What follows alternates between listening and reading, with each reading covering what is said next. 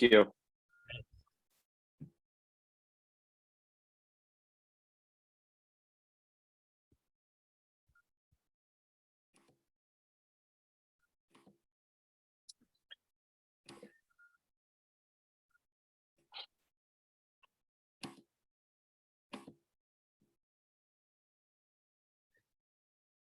I feel like we're a startup.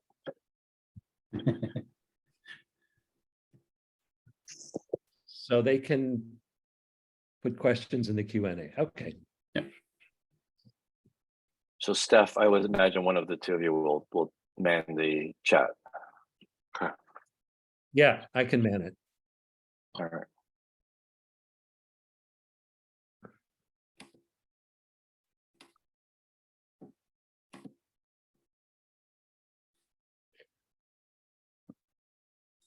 Do you want to put up the like the open slide, the first slide?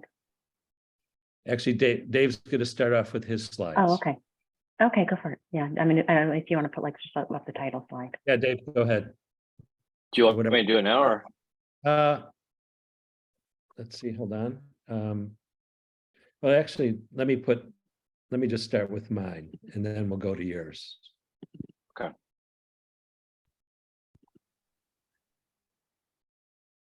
Can you guys see that?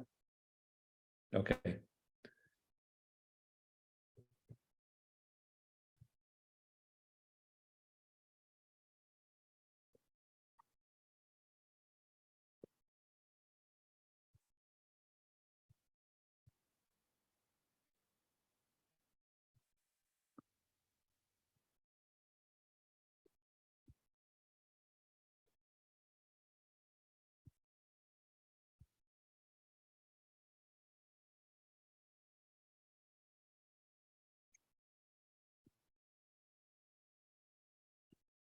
Oop.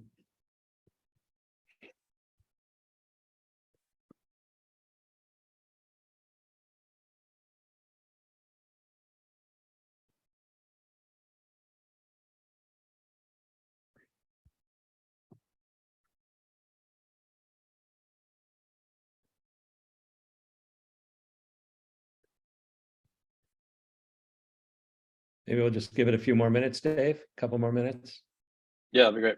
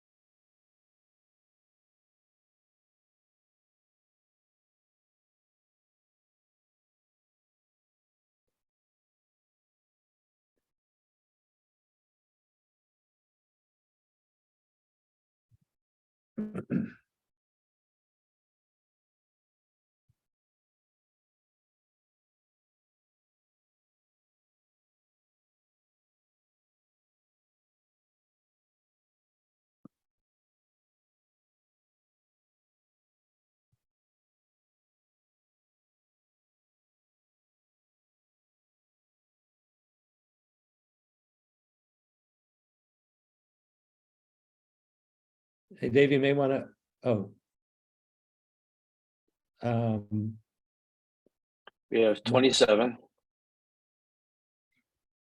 Have a oh, little bit. yeah. Maglia. So she just texted her Zoom link doesn't seem to let me talk. So maybe we need to mention to people that so maybe can we, Catherine paid also. So we're going to need Maglia and Catherine and also Antonio. And who am I missing? Oh, she's not getting a video. Maglia is not seeing anything. Hello, everyone. Who's there? Is that him? Atom, did you you Oh, had a it's not comment? showing names. Oh, okay. Okay. Oh, I can speak now. There we go. I just need video and share screen capacity. Okay.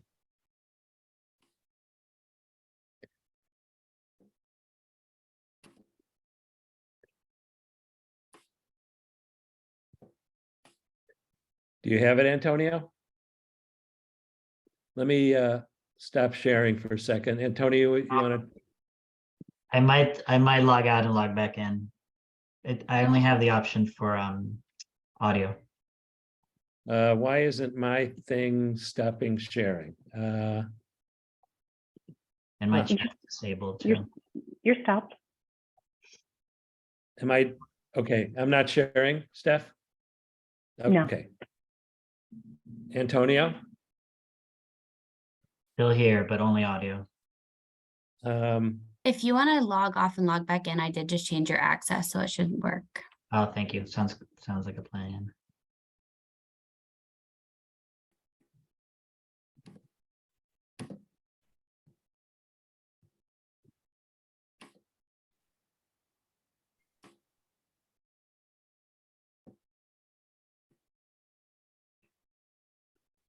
Oh, boy.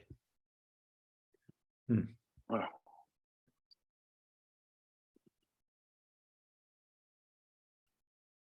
Okay. Okay. I know everyone's kind of logging in. We got about 34 participants going. We are about 11:06. I know people will kind of coming in. Good morning, everyone, and I'm glad people are taking the time away from the crazy clinical experience that we all are going through. I don't know about you guys, but we were about 54% above what we normally are. So Maglia, hopefully it's better over the other side of the world, but it's been crazy on this. It's been crazy for us. So I'm pretty sure the West Coast is getting hit hard as well. So I'm glad to at least see. I'm glad everyone's been able to join us today as more and more people kind of log on. Sig, the poll's going to need more people, so maybe I'll just do the introduction and we'll go into it, and then maybe we'll do the poll. Yeah, when it's right. Midway through. Yep. All right, sounds good. And then as more and more people kind of log in, so I'll let you take over the mic. And again, Steph, thank you, Sig, thank you for putting this through. Thanks to the exec committee and all the members for taking the time out. Also want to thank Dr. Landlu and Dr. Duran Garing for taking the time to present to us today. Sig, Steph, all yours. Okay. Thanks, David. So welcome everybody to our P2 Fall webinar, highlighting improving your video and virtual teaching. And just to speak to the agenda a little bit, both myself and Stephanie want to welcome everybody to this. We're going to have two fantastic presentations that Stephanie's going to talk about in a minute. And we're going to have some network updates after this, including research and education updates from my colleagues. Maglia is just going to mention a little bit about WinFocus. Go ahead. Yes, hi everyone. So as some of you may know already, there is the WinFocus World Congress 2022 at the beginning of December. It's virtual and in-person Congress. And for the virtual Congress, it will be on the 3rd and the 4th of December, so during the weekend. And all the P2 members, and actually you can also broadcast that to everyone you know. You can enter the registration here by putting P2 as an affiliation, and you get free registration. So I would definitely recommend to register for that Congress. And there will be 3 different pediatric sessions, 2 in English, 1 in French. The one in English is joined with it's a shared venture with the P2Network, and they're both on Saturday and Sunday. Okay, all right. Thanks, Maglia. Before we get started, I do want to acknowledge my superstar colleague and partner in everything P2. This is Stephanie, a couple of weeks ago completing Ironman 70.3, whatever, the World Championships in Utah. And she did fantastic. And I'm always thankful when she returns uninjured. So wonderful, Steph. I do want to mention, and Dave will talk about it later, but we are going to have the P2 Network conference live in the spring of April 2023, and it'll be in Washington, D.C. And the focus is going to be, and the title of this is going to be Pediatric Emergency Medicine Point of Care Ultrasound, the Cutting Edge. And Stephanie and I have put together really a fantastic schedule of topics and speakers, everything from artificial intelligence to all sorts of topics, inflammatory bowel disease, and many more. So we hope you guys will join us, and there's going to be announcements coming as to the date and where this will be in the probably, hopefully by next week. So let me have Stephanie take the rest. Go ahead, Steph. Just a quick thank you. Thank you guys, everybody who took the time to join us today. Again, as Dave said, it's been really busy. And so we really appreciate your taking time away. Big thanks to the executive board for helping pull this together. A lot of work and time and effort went into this. And I mentioned Henry Chiqueza, for those who don't know, joined the executive board last spring, and to his staff, Vivian and Lynn at Connecticut Children's, been really helpful in getting this together so quickly and smoothly. And for those who have not participated or joined PPEC, this is hosted. Henry has been organizing this for a couple of years now, and it's a really great step away to get together and to share some focus together Thursday afternoons at 1 p.m. So that's going to follow. And for those of you who have joined regularly, we'll see you there. And if you haven't joined, please stay on afterwards. I think you'll really enjoy it. And of course, lastly but not least, thank you to our wonderful speakers who I'm excited to hear their talks today.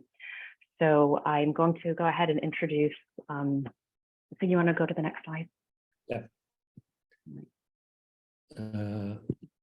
Whoops. Okay. Wait a minute. I want to introduce our first speaker, Dr.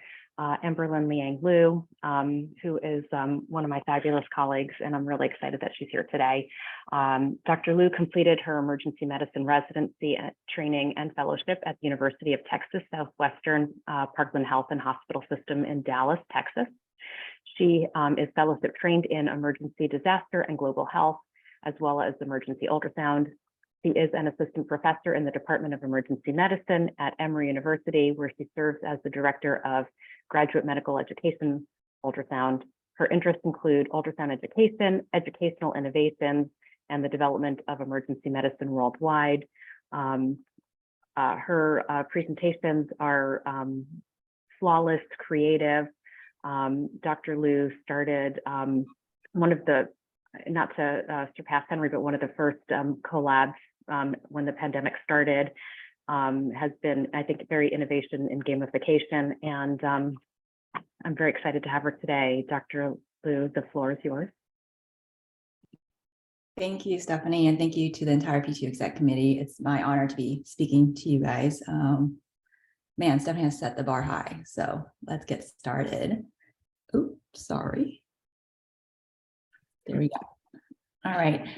It's my pleasure today to talk to you about how to publish your first medical education video. This is something that I've been very interested in how do we continue to enhance our teaching and really delve deeper into our material so that instead of giving the same lecture on a monthly basis, now can I go ahead and have that lecture for the learners to have, and then can we go further in their teaching? I'm going to talk a little bit about more just how to get this done. But if you're curious about some of the what's out there in terms of literature and just some of the various resources I mentioned during our talk, feel free to, at the very end of the talk, I'll provide a resource folder. So don't worry if you missed something. So firstly, there's no disclosures. I will talk a little bit about what makes an engaging video presentation and spend a little bit of time talking about storyboarding, which is really important in developing your video. It just makes your editing process way easier. And then how to produce this video and publish it. So first you might be asking yourself, like, why should I bother? Like, I haven't recorded a video before. I don't really want to do this. Maybe some of you were voluntold to do so, but maybe you're stuck. But generally, you're trying to weigh, like, is this worth the time? Is this worth the resources that I have to invest into this? And I would argue that medical education videos have a lot of benefits. Firstly, they save you time in the long run. So think about how many times you've given the same lecture monthly, quarterly, annually, that same lecture that maybe you're like tired of hearing yourself talk, right? And so that lecture does not need to be given by you every single time. You can actually have that lecture available for your learners. And so that's going to save you time in the long run. Additionally, you can really delve deeper. So think about our traditional like flipped classroom settings. Now you're going to have time to give the facts in a video that your learners can watch. And then when you actually get together during that critical time to teach, maybe you're only looking at what was confusing about the lecture, like kind of narrowing in on what they did not understand, or maybe that's more time that you can spend at bedside scanning and really getting the technical skills down, which you really aren't going to be able to teach on a video. You have the potential, if you are interested, of really reaching a wider audience. And so videos presentations are easy to scale up. So you're not limited by time zones, physical location, geographic limitations. Now you're really able to actually reach out to a bigger audience if you're interested in doing so. It allows you, especially when you're teaching procedures, to standardize your teaching. So each session I give, maybe, oh, I forgot to mention this one really important fact this session, but I mentioned the next session. And so, and every teacher is going to be different in how they teach their procedures. And so it allows you to then really put everybody on the same foundation and standardize that teaching. For the learners, how many times have you been asked after you give a lecture, like, oh, can I get those slides? Like, can I review this somehow? Well, now this is the opportunity that you can easily just say, sure, here's a link. This is for you, so that the learner can really have their own time to study and digest that material and really go back and review concepts that they're struggling with. Perhaps you're bringing together a bunch of experts, so it might be difficult to actually schedule a bunch of amazing people to come together in the same room to do a quick teaching session, but it's way easier to be able to ask each of these experts to give a recording and bring it together into a single lecture. And lastly, if there's awesome multimedia or a great graphic that you really want to highlight, this is a great way for you to present that and bring that out to your learners. And then with some nice editing, deletion, and pauses in your in some corrections, you can actually look and sound like Einstein. So there's no more the problems of word finding, mispronunciation, uncomfortable pauses. You can just snip all of those out of your video, and so you'll sound like a smooth speaker as well. So now that maybe you're a little bit more open to the idea, you don't have to be sold yet, but maybe you're a little bit more open to, okay, if I want to do this, how do I do that? Well, there's 5 things I want to highlight in this talk that you should consider in preparing for your recording. First is your target audience. Second is going to be your setting, and specifically where you're going to record it. The next is the setups or the equipment. And then number 4 is your recording itself. How do I record that, and what do I need to consider while recording? And lastly is the listen back, which is really the most critical part of this, is really listening after you put all this work in. Can I make this a smooth, nice video that I'm proud of to present to the world?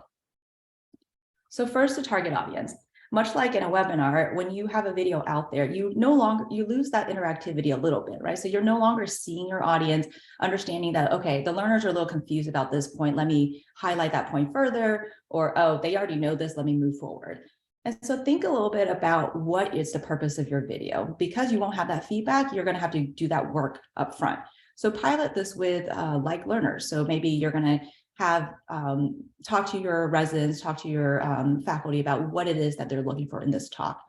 Think about what is good to present in a video and lends itself to a video, and what isn't, right? Is it, are you wanting to present videos? Are you wanting to get talk? Is it actually better to like draw out a flow process in a chalk talk? Maybe it's better to do it at bedside. And so if there are some things that lend themselves to being great educational videos, but there are other things that really you can't replace us being human and interacting with each other. Consider the motivation of your audience and their time. So is there going to be time for the audience to watch this video? Are they going to be actually able to prepare themselves? Are they intrinsically motivated to learn? Most adult learners are so, but how are you going to tell if my learners actually watch my video? Did they actually understand the video? Was this video actually effective? So all of that you really need to do upfront, since you're no longer having that feedback from the audience itself. So keeping that all in mind, the first thing when you're ready to start, the first step is storyboarding. Traditionally, a storyboard is seen in film and television, where you have a panel of representative shots of what's the flow of that video. And so here might be what it technically looks like, right? But really, for most people, they put down their computer, get out some sticky notes, and their sticky notes is how you're going to plan and how you're going to storyboard. So in these sticky notes, you're not developing the entire content and what you're presenting necessarily, but you want to know, what are the topics I want to talk about? How would it make the best sense to organize these topics? What specific graphics or videos I want to incorporate into my talk that will really highlight and support my teaching? And what elements of engagement should I incorporate? Should I have a pause for reflection? Should I have a poll questions going on? What can I do to continue to engage my audience, as now I'm not able to do that in person? Then, because they're on sticky notes, you can then rearrange them to an ideal flow. The next step is, so I personally actually don't love sticky notes. I actually do what people tell you not to do. So open up PowerPoint, right? And the reason people say don't just open up PowerPoint to write a slide is oftentimes people get stuck with like trying to make one slide really pretty, and you get stuck in the nitty-gritty without really getting in full view of what is my talk about. And so for me, what I do with my slides is I open up PowerPoint, and maybe I'm inspired to come up with a good title. Sure, put that down. Maybe I have a graphic that I know I want to add on later. But maybe I just add on little blank slides or slides with a single word. And so they give me an idea of what roughly I want to put into my talk without having spent the time making any individual slide. So now that I have all these placeholders, I can go to slide sorter, which is the view that you're seeing here, and look at my slides as a whole and see, is this organized in a way that's logical? Is there redundant material? I have 3 slides about the same thing. Is there some content that's missing? And so this was a slide design lecture I gave for our residents, and that's what I kind of open it up and just take a look. The difference between this and how I would do it if I was recording this video would be that I generally will put in more blank slides when I'm doing a video recording. And the reason for that is that those blank slides can be edited out very easily, but they also limit myself as placeholders to say, okay, this is where I'm going to input some multimedia. I'm going to input some elements that are not in my slide deck. Speaking of multimedia, you can consider, making your video a little bit more snazzy. So instead of just talking to you, maybe I have some background intro music or exit music that learners will then associate with certain concept. Maybe there's a relevant video that you want to incorporate. So make sure that you can leave space in your lecture to bring those elements in and be a little creative. But be careful, right? So we want to make sure that we're giving credit where it's due. So as you're incorporating multimedia, really do consider licensing and copyright laws. The nice thing is that there are a lot of open access resources out there. You can, go old school and just develop the material yourself. So stage a photo, take it yourself, record specific sounds or tunes. Maybe you want a dog barking, so you're gonna go downstairs, grab my dog Cooper and have him bark for me and record it and add it onto my lecture, right? Or you can use Google search. Google and Unsplash are probably my 2 main resources I use for my slide design. And also now I recently, in developing this lecture, PowerPoint has now incorporated a bunch of awesome stock photos as well that you can use. And those are all free online resources. They are open access. You know that you're not stealing or taking credit for something that's not there. The nice thing about Google Photos specifically is you can actually specify when you go to tools that you want a large image, so something that's not going to be pixelated when you show it, and something that has Creative Commons licenses. So these are open access that you can search specifically for videos that will have that, or images that have that. Another element you might want to include in your storyboard are elements of interaction. There's already some innate interaction in that the learners have the freedom to, fast forward through material that they already understand, play back material to review, pause the video. So it's already really nice for the learners to be able to have that control over their learning environment. But on top of that, consider what else could you do? Is it that you're going to embed questions that the learners need to answer so that they can quiz themselves and make sure they're really understanding what you're teaching them? Is it a quiz after the fact to kind of review that the material taught is appropriate and it was not over their heads? Are there opportunities for them to provide you feedback or reflect on your teaching? So that really encourages them to be more engaged. And then the nice thing, because it's a video, is that you can consider some additional bonus features. Captions are really nice if you're showing a video of a procedure. Perhaps you add captions to highlight specific steps in your procedure. Maybe it's a narration, so you're telling a clinical case. And so if you're developing this clinical picture and telling the story, maybe you want to have some summary points at the end to really summarize what you're talking about. If you're giving a lecture on a video, can you provide the learners with a transcript so that they can follow along on their transcript as you're teaching them? Or maybe lecture notes that they can, make their own as you're teaching them the material. So consider other things that you can add to really enhance that video. Now, this is all good, but however, we kind of have to pause for a moment and just think about like cognitive load theory. I know you guys are familiar with this, but this really talks about what are the factors that makes an ideal learning environment, right? And so while you can put in all these different tools and show off all the things that you just learned, maybe having too much is just too much. It's not, less is sometimes more. And so in cognitive load theory, the first step is, one of the first things is intrinsic load. And so how complex is that information itself, the content that you're teaching? And that's where the piloting with your target audience is really going to help to adjust that intrinsic load. So it's just a little bit above the level what the learners already know, but not so far that they're overwhelmed. Another component of cognitive load theory is extrinsic load, or the generative load. So that's the information and how it's presented. So if I'm just going to tell you about CHF and present all these various facts, why do that? Why not just give that sheet of paper with facts to your learners? It would be no different. Instead, in your video, maybe you develop a pattern or schema for your learners. So I'm going to present CHF, but here I'm going to talk about presentation first, then how to work it up, then management. So now you've created, instead of just having facts, your learners are still having to organize and figure out how to learn, how to just memorize. Now you're creating schemas that they can categorize those facts that you're giving them. And lastly, and most importantly, when we're talking about video recording, is that extraneous load. So it's the physical load, and in the case of the videos, it's recording everything behind you. So is there background noise? Is there a dog barking? There's a plane flying overhead. These little tiny things are going to distract your learner from just listening and paying attention to you in a video. Maybe your videos have a distracting meme. It's a cute, funny meme, but it has nothing to do with what you're teaching. Well, is that meme really necessary? Maybe it's the video or the GIF that you're presenting, like maybe that's distracting. And so you would rather play the GIF than talk, rather than talk over the GIF where your learners are really not listening to you and they're distracted by that video. So kind of think about all the things that can cause confusion or distraction, because those will really risk this video that you just spent a lot of time on. It becomes an ineffective tool because there's so many distractions in your video.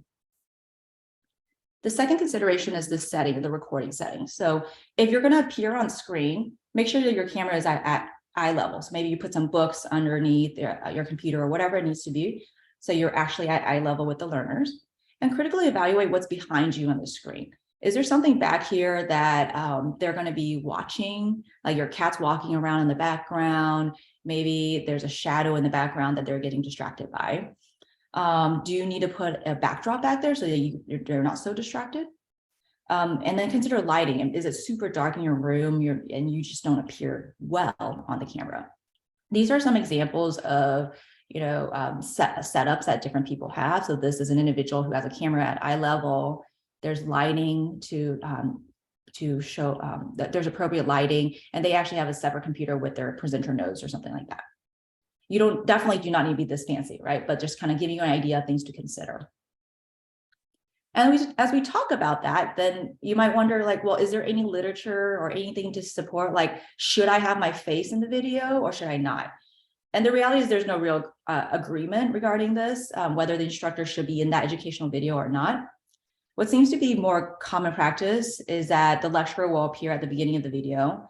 or on certain parts when they want to really emphasize this particular point, but they're not present in the entire lecture. And proponents of that argue that, having your lecturer's face there may distract the student where they're focusing on your face and your speaking mannerism rather than the content that you're presenting. And when evaluating your setting, you also want to just kind of sit still and listen. As I'm presenting or making slides, I'm listening, but you don't actually realize all the background noises that might become annoying when you're then playing a video louder than kind of what you normally listen at.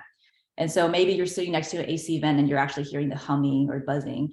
Those are small little things, but they're all extraneous loads that can make your video less effective. So for a lot of people, they actually go into their closets to record. So why the closet? Well, the nice thing about the closet, there's a lot of dampening effect in the clothes and everything. It's contained. Usually, hopefully their children are running in there or whatever it might be. And so some people will choose to use a closet to record. I actually record in my closet for this reason, because I can lock my dogs out of the room and just kind of focus. I know that there's not going to be planes flying overhead, that I'm not hearing other things in the background. Next is the setup. So while you can very well use your phone and a camera, and that is all you need to record, consider that if you want a higher quality educational video, that there are some things that you could invest in if you want to. These are completely optional, but just to give you an idea. One is the unidirectional mic. So this mic will kind of help minimize the echoes and background noises and really highlight your specific voice. Maybe a pop filter, which will help, which attaches to the mic, and it helps with the popping sounds that we don't really notice when we're speaking, but can be augmented in a recording.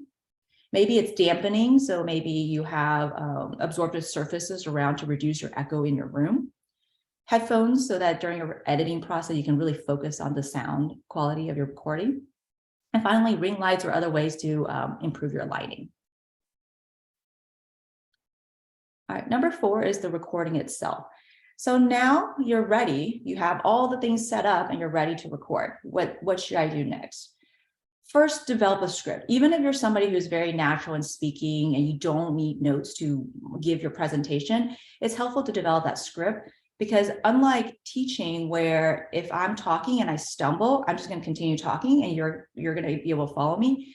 If I really want to cut out my awkward pause, or whatever else that I'm in my speech as I'm stumbling, I'm going to need to start back over again at the beginning of the slide or at the beginning of the thought process. And you're always recording more than you think you need to. And what do I mean by that? When I have an accidental you would think that all I have to do is then just splice what I said before and after the together. But actually, when you do that, the sound is not as smooth. And instead, if I just start back at the sentence and say it without the it's going to be a lot more smooth of a recording. And that might matter to you or not, depending on what the target audience and how high of a quality of a video you want. So how do I record? There are a number of free video editing software out there. If you have an Apple QuickTime, you can edit with QuickTime. I personally use Camtasia, and so I'm going to talk a little bit about Camtasia, but I'm not advocating for you to go out and purchase Camtasia. You can actually trial it if you want to just do one video, edit it. It'll give you like a free trial. But in the resource document that I'm going to give you at the end, it'll list a bunch of different resources and just see what you like. I'm not saying this one is particularly better than the other. Camtasia, I will highlight some of the features of Camtasia that are also present in other video recording software as well. So I have a blank slate. When I open Camtasia, this is what I see. You can actually import media. So if I've already recorded something, I'll just import it here so I can edit, or I can hit the record button there. When I do so, I get a few options. One is that Camtasia can record what is on my screen right now. 2 is that I can actually record my face, or you can do both at the same time. You can choose what to record with. Your audio can either come from your computer itself, or it can come from a mic. And you can even record the system audio. So what the music that's coming out of your computer itself. I generally recommend that you select one audio to record at a time and then bring it together. It's going to give you a better audio quality than if you try to play a video sound from your computer and speak over it at the same time. It's just not going to be as good. If you stumble during a recording, pause for a moment and start back at the beginning of that slide or sentence. It's always one thing that some people like to do is actually create an audio spike to landmark your mistake. So people will have a loud clap and then start over. And so then when you're actually editing, there will be a visual cue that, okay, this is where I messed up during this talk. Let me go to this clap and edit around there. Keep in mind that whatever you do, you will always spend more time editing than you have done recording. And so it might seem ridiculous to record the same sentence or slide that you stumbled on 3 or 4 or more times. But if you record a better recording, then the editing process is way easier. And our last step, and arguably the most critical step, is the listen back. So now that you're done with your recording, put on your headphones and just really listen critically to what you've recorded. Does the timing make sense? Are there awkward pauses that you didn't even realize when you were talking? Is there a background noise that's interfering with your audio? And this is really an opportunity to really critically look and figure out all of this. To do so, in Camtasia now, I have my recording that I created. So I did a quick recording of my lecture here today, not the whole thing. And the first thing you notice is that I started my recording with my PowerPoint's not even ready. I'm not even ready yet. But that's okay, because you can actually edit out the first portion. You don't have to worry about when you hit record, because you can just edit out all of the beginning to the point that you're ready, right? So don't rush through your preparation, like try to hit record and like jump to starting to talk when you're not ready, because you can just edit that out later. On the screen, you will actually see in the middle, this is your canvas, and this is the recording of the video, and you can actually play it in real time, speed through it to see how your recording was. Canvas also lets you drag this into a smaller or bigger and center or offset your video. And so if you want to then incorporate a ultrasound clip on top of your speaking, you can actually drag that in and have multiple videos going on the same screen. There's also the timeline down here. This section has different tracks, and so you'll actually see the media pulled in here, and you can actually pull in additional media into different tracks and then overlay them. It actually shows you a graphical representation of your voice. And then over here, you have your tools bin as well, where you have all the tools to add in annotations, animations, effects, transitions, and adjust your audio and video. So zooming in on that timeline, you can actually see, okay, here's my first 5 seconds. I wasn't ready yet to start speaking. I was getting myself prepared. And so the nice thing is that the timeline actually tags and says, okay, this is when I switched to my first slide. And on top of that, I can visually see this is when I started talking. And so I can easily then select this portion here that I wasn't talking in, and then actually click the button and actually just trim it out. And so that took less than a second. I got rid of the material I don't want. And now you see my video actually starts with my first slide. Now I've added on some additional material, right? So you can actually do the same process throughout your video and split off audio and add or edit. And you can really zoom into this and see like, okay, there's an awkward pause here. Let me trim this area so that pause goes away. I wanted to add an annotation. So here I've dragged in an annotation. And so now at 5 seconds into my lecture, I'm going to have an annotation or a caption that will appear during my speech. Maybe I didn't like the ultrasound video I had in my slides, so I added on an ultrasound video. So then in a different track, I can pull in either sound or music or a video and just overlay that on top of the recording that I had already made. The other nice thing about this is that because you have multiple tracks, you can actually then hide a specific track. So maybe you want to edit the video clip that you pulled in track 2. You can actually hide track 1 and just focus on editing this track 2, and then unhide and rewatch it as a whole. If I zoom into this timeline, just kind of emphasize, you'll see where the annotation is started, these tick marks where this is when I started my next slide and my following slide. And maybe I say, okay, this is too long of an awkward pause between my slide transitions. Let me cut that out. And that's okay. You can do that after the fact. As you finish up, take a look at how long your recording is. Is the recording too long? Unless you're exceptionally engaged, you will lose your audience at about 10 minutes. So is that okay, is that tolerable? It's fine. They'll just pause. Maybe they'll come back and listen. Or maybe can I cut up my material so that I have smaller videos that are more digestible chunks for my learners? Maybe it's a matter of, okay, around the 10-minute mark, I'm going to incorporate an engagement. I'm going to ask them to pause their video at this moment and think about a question or review something. Whatever it might be, just have this 10-minute rough guideline of like, okay, if my video is taking longer than that, what should I do to make sure I'm not losing my audience? Great, now you've edited and you have this perfect video and you're ready to publish it. So now on Camtasia and similarly in other videoing software, there's an option to export on the top. And you'll actually see that it's for Camtasia specifically, you can export into a video file like an MP4 on your computer, or you can directly publish into another medium like YouTube. Great, now that it's there, you need to decide how you want to disseminate that video, right? So maybe you download it as a PDF and you just send it an MP4 and you just send that MP4 to individual people. Maybe there's a website that you're going to inlay that video onto. But if you want just the easiest and free way to do so, you can create a playlist on YouTube. YouTube is free, so there will be ads that sometimes play in your video. So you just have to decide if that matters to you or not. So here's an example of a channel that in which you can actually come up with a name for your channel. You can have a little icon that you want and some background image. You maybe have a description. So this was a video series I did as a resident. And so there's a little description of like who was involved in the video and whatever. You can really customize your channel depending on your target audience. And if you go up to this top screen and click, you can actually go to your channel itself. And here are all the videos that have been uploaded to that channel. So this is nice. On YouTube, you can actually see like, okay, 54 people have seen this video. Nobody liked it. Just kidding. But yeah, you can actually see how many views, like who has comments about it, what likes there are. You can actually go back and then edit individual videos that you previously uploaded as well. And so it's time for me to upload our video we created. So great, let me hit create. And so you can actually either drag your select files or you can drag your document here. And once you drag it in, YouTube will show you this screen here.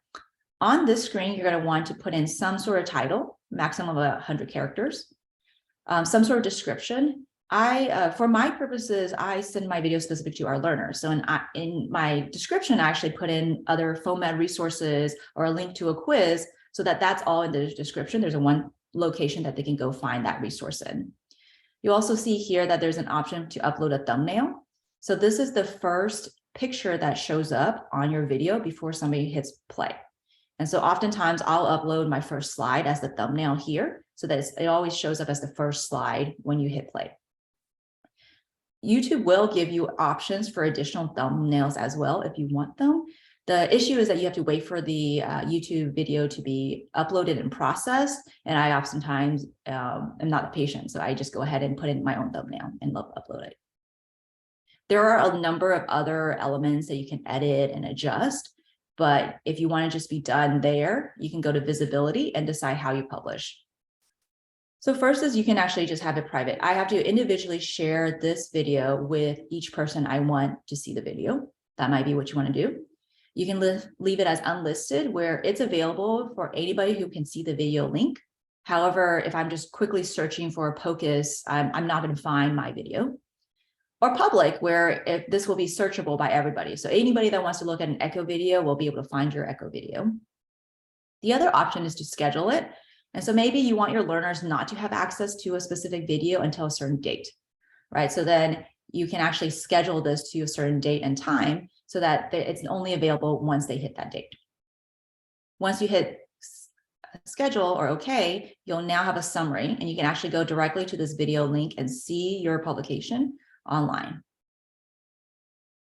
It will also live on your channel. So now we've uploaded that video and it's now living here in our channel. You can actually go back and edit anything you want to edit there as well. You can see analytics and you can actually click this button to go to the YouTube link. So if I hit edit, I can go back now and say, okay, I want to change my title to something else or my description and really go back and edit your slides whenever you want. If I hit the link, Now I can actually go to my video and just watch my video and see what does the general public see, like how will they view my video.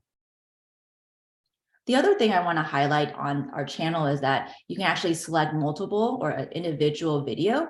And then if you go to add to playlist, you can actually add it to a specific playlist. And so I mentioned that, educational content, you really want a video that's about 10 minutes. Longer than that, you really have to accept that you're going to lose the audience. And so perhaps you have 3 videos on echo, and they together form your lecture series. And so you actually will create a playlist for echoes, for example. How I use it for my learners is that we actually have an Emory ultrasound lectures that we're developing. And then we teach Mozambique residents and these lectures have Portuguese subtitles. And so I actually have a playlist with English and then a playlist with the subtitles. That way it's easier for our learners to access what they want to learn. And so here is our Emory POCUS lecture. It's still in development, but you can see that when I go to this playlist, it has all the various lectures that we have available. And if you hit the share button, which is this button here, you'll actually be able to get the link. And so instead of sending 4 or 5 video links to somebody, you can actually just have one link of a playlist that they can then refer to. So with that, I hope that you have learned a little bit about how to develop this educational video. And if you don't believe me, I will provide you some resources with some of the published kind of tips and tricks out there as well. So make sure you spend time piloting your talk and storyboarding. That's going to be the most important to make sure that it's even worth the endeavor of creating this video. Considering your recording setting, it's way easier to do this upfront than to try to edit out some of the background noise or distractions or anything else after the fact. Make a good recording. It will save you time during the editing process. And just critically listen to your recording afterwards. Make sure that you're listening in for all those extraneous loads that may make that learning environment less ideal for your learners. You already have a phone and a computer, so you already have all the supplies you need to get started today. While I talk about all these various tricks and tools and additional things that you can add on to your video, the reality is that you just need the knowledge in your brain and a learner, right? And so if it's a matter, it just depends on what your target and what is your tolerance for your quality of video. But you can easily take an iPhone, record yourself, and send that out to your learners today, and they will have a great tool already. So with that, thank you all for your attention. I look forward to seeing some great educational videos in the near future. This link, which Vivian will also send out, this QR code Vivian will send out as a link, will also have some additional, the resources, some nitpicky of like the file size, pixels, all those things, some details that might be helpful for you as you're creating your video. I also like some of the, there's a number of literature out there, but there's some really good articles about giving from medical educators on how to create your best video. So please refer to that QR link. And with that, I'm open for questions. This is an adaptation of a SAEM session that I had with Dr. Cooper, Mike Godley, Walgreen, Albert Kim, and Laura O. So I want to thank them as well, because this is usually a interactive session that we really get you to do this rather than me talking to you. So thank you guys very much. Awesome. Thank you very much. I don't see any. Are there any questions?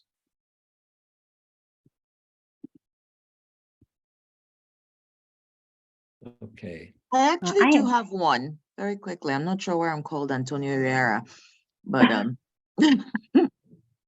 this is at Smith Mayo. And it had to do with, thank you so much, Emmeline. This is really, really good.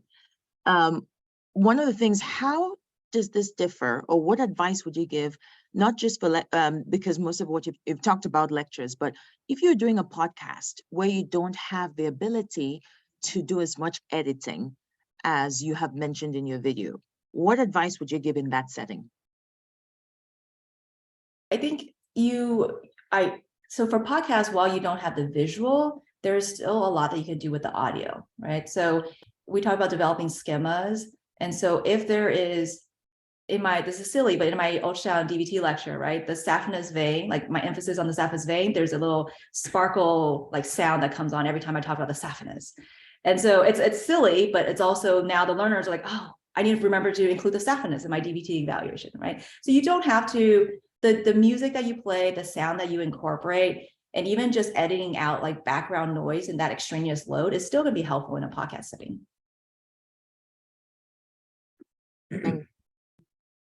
Great. Any other just reminders, any questions you can place in the Q&A box and we will review those. I have a question, Liang. You're talking a lot about the audio and editing. I know for all of us here, you know, we all do ultrasound. One of the things that happens as we're going through in terms of presentations that we have is, you know, making sure that our ultrasound videos will play properly. How difficult or how much adjustment do you need in terms of making sure that your ultrasound videos play properly? I know that when we do like PowerPoint presentations, we make sure to, you know, link the video, keep it going. What adjustments do you need to do for the videos, your clips when you're doing the presentation? Arguably none. So one option is just to do the same thing that you would do to optimize your videos when you're giving a live presentation. You can still loop your videos, start the time that your slide starts, things like that. The other option though is you can, instead of having to do that on PowerPoint, you can just drag in that file to your editing process and just add it as another track in that timeline. So now you don't even have to loop it or do anything like that, because you can just specifically bring in your video when you want to talk about it and set it on your timeline itself.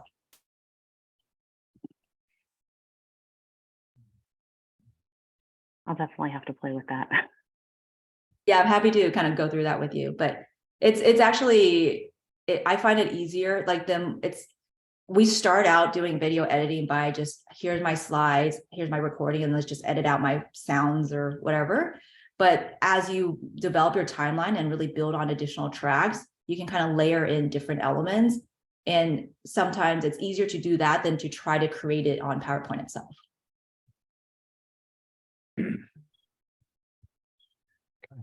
Okay. Stephanie, you want to hold on one sec? Sure. Okay, so yeah, so here's a question from William Mack. Any suggestions for tracking learners' views and progress? So, you know, kind of tracking what your learners are, you know, how they're viewing the video, or if they're viewing the whole video and how they're progressing. Aside from giving out a test, how do we ensure that people are watching it and not just skimming it? So there are definitely software out there and programs where you can track. Most of them cost money. And so it's kind of where you want your investment to be. I think that it goes back to kind of the thought of, you know, most adult learners are intrinsically motivated. This is good because you will be a better sonographer to be better patient care. But in reality, we also have competing interests. And so I would argue, you know, while skimming it might not be ideal, maybe your learner already knows that material. And so it maybe tracking too nitpicky is not necessary, because if the resident knows a portion of your lecture, I don't mind that they skip that portion and go back to the next. And I think we still have that education time. So yes, I can tell when I give a video to my learners that we're going to come meet on Wednesdays to talk about it. What is the expectations that you have reviewed this video, and we're going to talk about what you struggle with.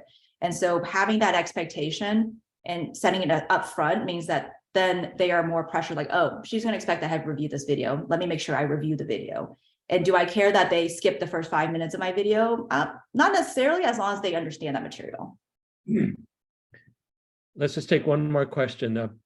Benjamin's asking, what's the most reasonable price software for novice users? I currently use ScreenFlow. Yeah, so you know, some of those in that document link, there's a few of them that are actually free. So I would just start with the free software. I'm very big on just, why do we need to spend money if we don't need to, right? So one, if you have a MacBook, you have QuickTime. And so there's not as many functions as Camtasia, but maybe your tolerance for recording is different. And so it might do all the functionality that you need. And then there's a few other in that document list that you can kind of refer to and just play around with some of the free software. Okay. Thanks again very much. Right. Thank you. Thank you so much, Liang. You know, one thing I neglected to mention in the beginning, I know that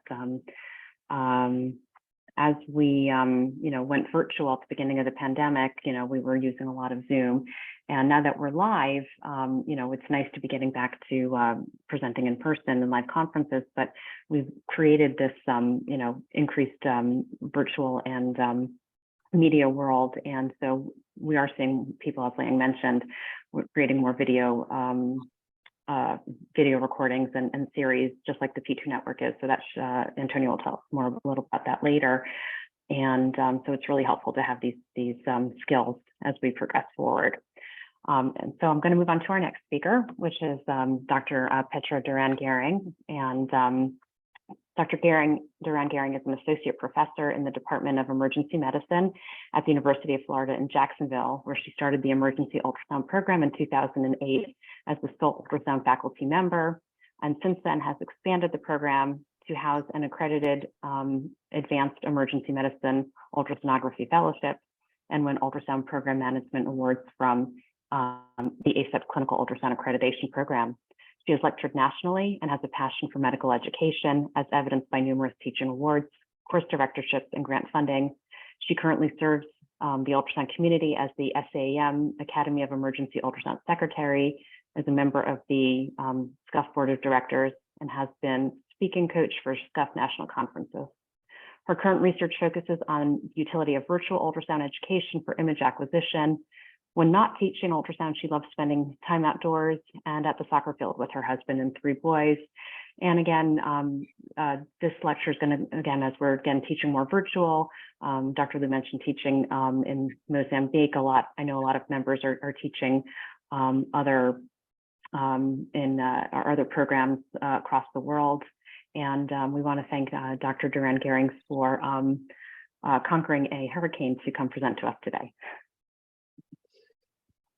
Thanks so much for having me, guys. I'm going to go ahead and share my screen here. Let's see. Okay. Give me 1 second. Look at that. Okay. And can you guys see my screen there? Yep. Awesome. All right. Wonderful. Well, thank you so much for having me today. I am, like you said, I'm very interested in interactive ultrasound courses. And so this is going to be a little bit of my personal story and how I conquered some difficulties that I faced when I first started doing ultrasound courses. So hopefully you'll learn something from my mistakes.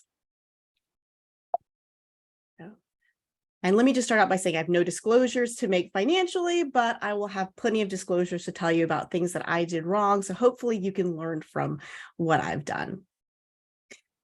The goal for this talk really is threefold. So we're going to be covering 3 things. And so we're going to discuss some issues that I faced when I was creating both a didactic and then a skills-based virtual ultrasound course. And then we're going to talk about how we can kind of maximize some common video conferencing software. And then lastly, we're going to talk about ways that we can potentially adapt some existing technology or incorporate some low-cost technology so that you can create virtual courses. Now, I want to start off with a couple questions here, kind of just see where everybody is. So in the past couple of years, what online meeting platforms have you personally used? There's no wrong answer here, just kind of trying to gauge people. Have you used Zoom, Teams, Google Meet, Skype, Juno? I'll let everybody take a vote. Give it a moment. All right. And then maybe we can reveal those poll there. See if we can do that. Oh, awesome. Okay, so great. Just kind of what we expected. A lot of people, I think, feel really comfortable with Zoom. And so Microsoft Teams being a close second on that. So that's great. That kind of, we're going to be talking a lot about features that you're going to be able to use on that. Our next question then is going to be question 2. So of those video conferencing softwares that you've used, what features have you found most useful?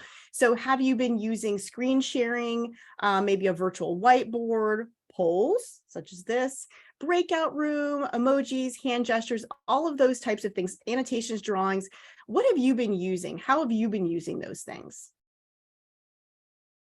everybody a moment to do that. All right, why don't we get the poll results here? Ooh, I like this. There's a really nice mix here. Great. I actually like this. So this is great. I think a lot of us haven't been using our web conferencing features quite as much to their potential as they could. And then the next question I have for you is just a kind of general idea of, do you know the difference between how do webinars differ from virtual meetings? Because this is really going to be an important question when we talk about how we're going to do our ultrasound virtual education. So just pick one. Give that a second. All right, so let's see what the results are. Okay, all right. This is actually great. So we're going to talk more about this later on, but actually all of these are correct. So this is actually a great jumping off point for us to start talking about how we can actually incorporate ultrasound education virtually. So like I said, I'm going to start off with my story. And so I started 2020 thinking that this is going to be my year. I was teaching, I was directing two different really big courses. One was for ACEP, which is the American College of Emergency Physicians. And the other one was for SEMPA, which was the Society of Emergency Medicine Physician Assistants. And so I had a lot of things planned as far as how I was going to do these educational courses. And so I was really excited to see what this year would hold.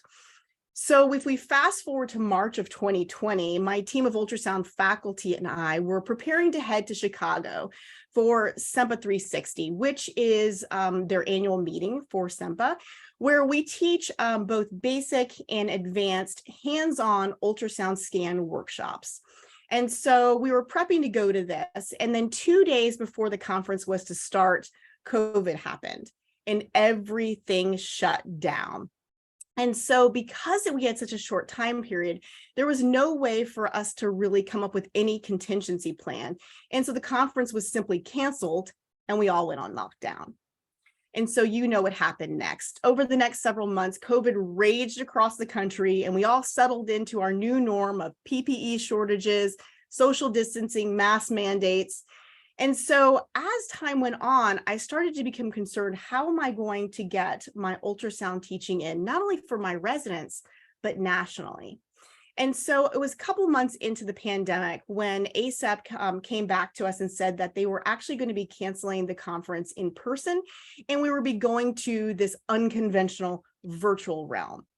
And so for me, that was a problem because the emergency ultrasound management course that I run, which actually helps to teach ultrasound enthusiasts how to run ultrasound programs and is a pre-conference to ACEP, was actually going to be bumped into Zoom, and it's going to be 3 weeks prior to ACEP. So I had a really short time frame in which to convert to something virtual. Now, I'll tell you that the ultrasound management course really prides ourselves on our interactivity between our participants and ultrasound faculty. And so we do that with a complete 8-hour day, 2 tracks of content. And we have usually, besides our having lectures, we have small group sessions, breakout sessions, panel discussions, and workshops. And so it was my job as the executive director to lead us into that brave new world and still maintain the integrity of the course. So over the next couple of weeks, I read the entire Zoom manual. I watched video tutorials. I practiced features. I was looking for ways that I could continue to keep my course interactive and really replicate what we do in person, but bring that into the virtual world. So that allowed me to become a Zoom master.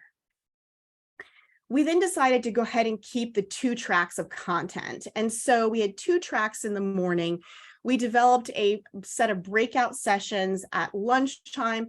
And then in the afternoon, we all kind of came back together for specific COVID-related topics because we were all facing the same issues on how to manage our programs in the face of COVID.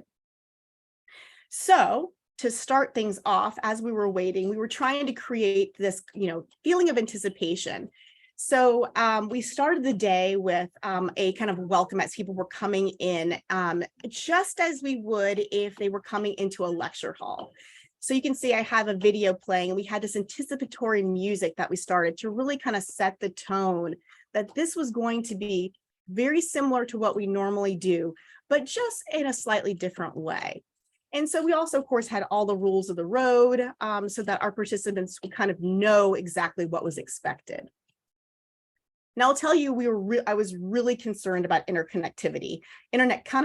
And so again, having that same issue today, being concerned about that being here in Florida with a hurricane, we asked all of our faculty to actually submit their lectures recorded ahead of time. And so that way, the day of the course, we could just play those lectures and we wouldn't have to worry about anyone falling off. Now, that had good and bad points. One thing was it allowed our instructors or our lecturers to actually be there in person, and they were actually able to manage their own chat. And so the nice thing was not only could they answer questions in the chat on the fly, but they could actually add in additional resources. And so it actually created a much richer amount of content because participants were getting a lot of extra bonus features that they wouldn't have got in that in-person lecture. The other thing we wanted to work on was that we normally had used Poll Everywhere to be able to continuously poll our participants over the course of the day. And so as you guys saw, Zoom has a great poll feature. And so it allows you to add in all these polls so that you can kind of change things up. And so we were able to keep our participants in one location. And that way we're continued to the flow to continue without any interruptions. We also had these lunch breakout sessions. And so because we had our participants register ahead of time, we allowed them to actually choose which breakout session they were in before we ever started the day. And so with over 150 people, you can imagine if we go to breakouts and we don't have them pre-assigned, it can create a big disaster. So the nice thing is Zoom actually allowed us to take that spreadsheet of participants and simply plug it into our breakout sessions, so that when we went into those breakout rooms, we could easily put everybody into the room that they needed to be and not delay any type of, as far as getting things moving forward. Lastly, we always did this networking cocktail reception. So we continued that. And so we did this kind of Brady Bunch style where you kind of introduced yourself to the person who's above and to the left. And that really allowed us to continue having that interaction with our participants and ultrasound faculty. Lastly, when we hit end, we had enabled another feature, which was our survey evaluation feature on Zoom, so that whenever we ended that conference, they would get an automated email if they had registered so that we could easily get feedback about how the course went. So after the course, got my feedback and I was feeling pretty good about myself. I thought I had really kind of brought up what we were trying to do. And so I felt good about that. So when SEMPA came back to me and said that they were also going to be going virtual, and I was pretty much prepared, except for that they asked, could I take my in-person hands-on ultrasound skills workshop and bring that to the virtual realm? And so I really had to think about that for a moment. And the first thing that came to mind were those 5-minute Sono videos from Core Ultrasound. And they're so beautiful, right? You've got this great split screen of someone who is live scanning, and then you can see what their ultrasound screen looks like. And so it's really great for learners to be able to do this. And so I thought, hey, I think I could create a live scan course. What if I did that, where we actively broke into small groups on Zoom, and then we had instructors live scan with a small group of participants. So I pitched that to SEMPA and they loved it. So then I got some of my faculty who normally teach with me at these workshops at several different institutions. And so the idea being was that normally we give a short little lecture and then we split into small groups and we practice that skill. And then we kind of go between different instructors as we practice different skill sets. And so the idea being that we could take this, use all those features in Zoom to be able to go break up into small groups and still maintain that intimate experience. So I was pretty excited about this plan. And then about a month before we're getting ready to launch, we find out that we're not going to be in the Zoom platform at all. We're actually going to be using Juno. And Juno is specifically a web platform that is used for large conferences. So ASAP had used that, SAM had also used it. Other large meetings have used this to kind of maintain their content. And so, unfortunately, there's no way to really practice in Zoom. I couldn't read the user manual. I couldn't learn to see if this would actually work for what I had planned. We were given a time slot 1 week prior for an hour in which we could actually go into Juno and try it out. And so when we get there, I realized that the only way I can communicate with my participants is via the Q&A chat and emojis. Needless to say, I was really concerned. The next problem was actually a bigger one, which was when we plugged in my ultrasound machine to my laptop, nothing happened. You see, I had this naive idea that I would just plug my ultrasound machine in just like I would do if I were teaching a workshop, and I would plug it into a monitor so all of those people around the bedside could see what was on the ultrasound screen. And unfortunately, it doesn't work that way. So then I started kind of calling around and asking people, how are you live scanning during this pandemic? And the answer I got was, we're not. People were either doing one of two things. They were either creating these amazing videos and sharing them with their participants, or they were kind of using some sort of web camera that they were kind of holding up to the ultrasound screen and then kind of demonstrating what they were doing. And it was not really the kind of the polished product that I wanted. So we ended up doing this deep dive down the internet rabbit hole. And it was actually my partner, Dr. Andrew Shannon, who came up with a simple solution. All we really needed was a video converter box. And so luckily for us, our simulation center uses the Beeline system, which is high fidelity mannequins. And they had this video converter box that you could actually plug in different stimuli if you wanted to enrich your simulation experience. So we channeled a little MacGyver here, and we actually cannibalized that piece off of the sim system to be able to use in this way. We also used Panopto, which was a free program that our institution had, and voila, we were able to create a side-by-side live scanning experience. And so you can see here with Panopto, it allowed me to toggle between inputs. So I could toggle between cameras. I could then split my screen. I could show exactly what my learners would be scanning. And so for the event, we were able to create this live scan approach where you could see I'm scanning here. And then they would actually also be able to see exactly what I was scanning. Now, it didn't go quite as well as I would like because of the fact that we had that limited interactivity, but overall, I was able to actually put forth a product that people actually appreciated. So although both of these courses were successful, I really didn't like the way that hands-on course went. I thought I could do more. And so I really started thinking about what it is that I wanted and how I could envision that. And so it made me go back to the drawing board. And so I really started thinking about what is it that we do in those hands-on skills stations? What is it? What are the two components, or what are the multiple components that we would need to replicate if we were going to truly bring this into the virtual world? And so really there's two components if you think about it. One is we are allowing the learner to actually scan the patient. And so we're then correcting their hand position in real time so they can see how that is reflected on the ultrasound machine. The other thing that we're doing is we're usually pointing things out on the screen or kind of quizzing the learner and saying, what do you think about this? And giving them some tips and tricks. So I started thinking about, I think we could actually do this in a real-time way and actually be able to communicate with learners in a better way. So we started using Dave Bonner's language of transducer manipulation so that all of our learners would be speaking the same language. And so we actually tried this out, and it's actually been working. This is what our project is this year, is we have grant funding to really look at, can we teach a technical skill in the virtual realm and be successful at that?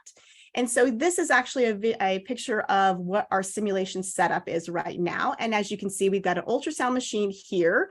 You can see from this boom, we've got a camera here. This is one of my fellows positioning another camera there. We have a camera on the front of this monitor because this is how I'm going to be chatting with my learners. And then back here in the back, this is my other fellow who is in what we call mission control. And so at this point, he's actually is the one who's toggling between cameras and is running the Zoom meeting. So we're using Zoom to be able to reach our learners.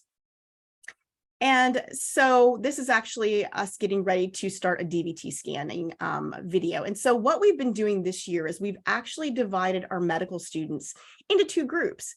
And so we are comparing the two groups. One group is getting the in-person traditional hands-on training. And then the other group is getting this virtual hands-off training, which is what you're seeing right here. And then at the end of the month, we're actually checking to see what their skills are on a standardized ultrasound checklist. And so the way that this works on the virtual realm is this. So this is actually a picture, this is a video from one of our sessions. And you can see we had the learner, I asked her to tell me where she wanted me to place my probe for a right upper quadrant view of the FAST exam. And so you can see here that I place my probe there, and then I start asking her questions about how can I adjust my probe placement. And so that then allows her to see in real time how those small minor changes or whatever changes she tells me to do are actually changing this image on the ultrasound machine. So the idea being is that as the instructor, you are now the avatar, and your learner is now directing you in how to move their hand position. And so at this current moment, we are teaching them two different skills. We always have taught our med students two skills on rotation, the fourth year medical students. And so this year we decided to do, we did the FAST exam, and then we also have done DVT ultrasound because really the two don't have a lot of skills in common. So we're able to kind of see that if those two things can be taught separately. The other nice thing that we can do is we can kind of quiz them as we go along. And so you can see here that I've asked to label what they see on the screen, and the learners are able to use those features of Zoom to actually annotate and label images on the screen. So we're hoping that we're going to be finished with our data collection shortly, and that we'll be able to really get a general understanding of, is this something that could either replace a hands-on skills workshop, or is this something that, you know, maybe doesn't work quite so well? And this is really important if we think about future pandemics, or just teaching out into austere environments internationally, or wherever you want to teach where you can't personally be present. So hopefully we'll have some good data for you coming later this academic year. Now, I'll tell you, there have been a lot of things that I've learned over the course of the last 2 years. And so what I really want to do is kind of break it down to like the big 5 lessons that I've learned, so that if you're thinking about either creating a didactic course or a hands-on course, you can hopefully learn from my mistakes and not make those same mistakes. The first thing I will say is know what you're stepping into. And what I mean by that is know what webcasting program you're going to be using. And so whether it be Skype, Zoom, Juno, or Microsoft Teams, be able to know what it is that you're using so you can build your course around that. There's a really big difference between a meeting and a webinar. And so this is really an important concept for you when you're building that course, to know how interactive you can be. So traditionally on meetings, like we're doing, you know, in most meetings you've probably been on them for Zoom, we usually have a smaller number of participants. It's usually people you know or that you have more of a working relationship with. And it allows you to not only see your participants, they can see you, you can hear them, they can speak back and forth. And so you can actually have more of a dialogue with your participants. You also can utilize features such as drawing features, annotations, and you can send people into even smaller groups using breakout rooms. So really great for teaching technical skills because you can get into a smaller group. Webinars, on the other hand, are great for if you're doing lecture style content, such as today, right? Because it allows us to, one, reach a lot more learners, and we're able to decrease the distractions that you sometimes get in meetings. We don't have to worry today about somebody accidentally forgetting to mute their mic and having, their dog barking or flushing a toilet. I think we've all had those happen in meetings, right? So I think that those are just really important things to know what it is that you're using. Once you have figured out what your platform is going to be, then you really do need to take a deep dive into kind of learning some features that would actually help to make this more interactive. So like I said, I use mostly Zoom. And so on this, you can see that there's several other features that you may not know about, which is annotate. We use annotate all the time at this point.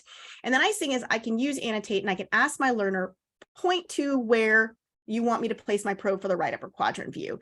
And so then I can have them place either an arrow in this case, or they could draw on the screen.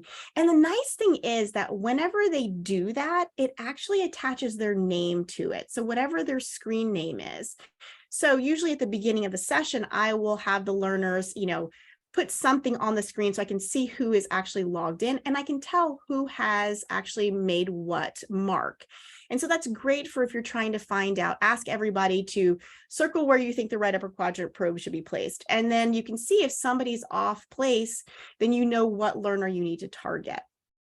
I also like to use this for, as far as that draw feature, specifically to ask my learners to point out specific functions. So even if we're not doing a live scanning demonstration, we can still use that functionality to kind of be able to have a conversation about what it is that they understand and making sure that they truly know what we're pointing to on the screen. The other nice feature about Zoom is the virtual whiteboard. As an ultrasound faculty, I am a very visual person. And so anytime I'm teaching, whether it be at the bedside, in the ED, I'm always drawing for my learners. And so if we're not in person and face-to-face, I can still use that functionality by using this virtual whiteboard. So as I'm talking to them, I can actually draw on the screen so they can understand the concept that I'm trying to give them, even if I don't have any other images to display. The next thing I wanted to kind of mention is making sure that you have backup. And so what that means really is backing up your lectures. And so if you're going to be doing a lecture or a virtual didactic course of whatever kind, you want to make sure that you have all of your lectures backed up. And so that can really come in two flavors. One, what we did for the ultrasound management course was we actually had all those lectures pre-recorded, we played those, and then the lecturer could just be there to manage chat.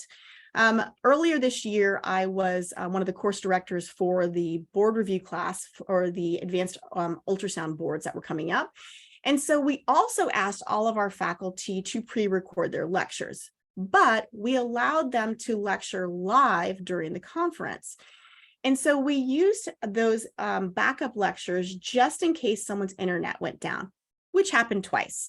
And so instead of panicking and being like, oh my gosh, we don't have any content to play, we were able, because we had those lectures queued up, to just hit play and kind of let the lecture go ahead and continue until our faculty member was able to get back online, kind of get situated, catch their breath, and then resume their live lecture.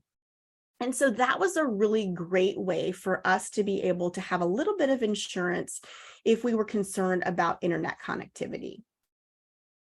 The next thing I say is get help. This is one of my favorite scenes from Thor Ragnarok, if you're a Marvel fan. But what I mean is there's two separate things that you need to be thinking about. If you're doing a didactic course, having someone who is dedicated to the monitoring the chat and being able to answer questions in real time is really useful.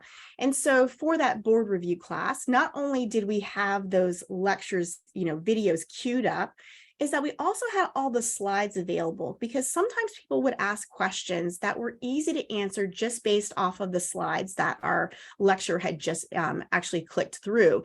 And so as the person who was managing the chat, I could easily go through that, find a link, type that in, and able to get those questions answered, and we wouldn't have to wait until the end of the lecture.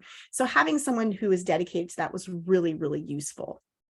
Now, if you're doing a hands-on kind of session with your learners, we always have an extra person kind of hanging around to act as an additional learner. And so when you think about it, when you're teaching at the bedside, usually you have, the learner will be scanning, and they will do something that will makes you kind of cues you to give some sort of extra content, whether that may be that you see where their hand position is and you say, actually, when you really should be knuckles to the bed, you need to move your hand down, and then you can launch into some, tips and tricks about that specific skill set. If you were not in person and you're trying to do this virtual hands-on skill session, we found that when you're by yourself, you don't have that interplay. And so you may actually forget to mention some really great tips and tricks. So if you have a learner who's with you, who can ask questions, and so we kind of have like a standard list of questions to make sure we're hitting all those topics.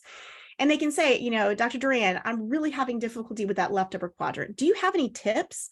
And then that way you can launch into some extra content that your learner may not even know to ask, but that you would have always thought about including if you were in person.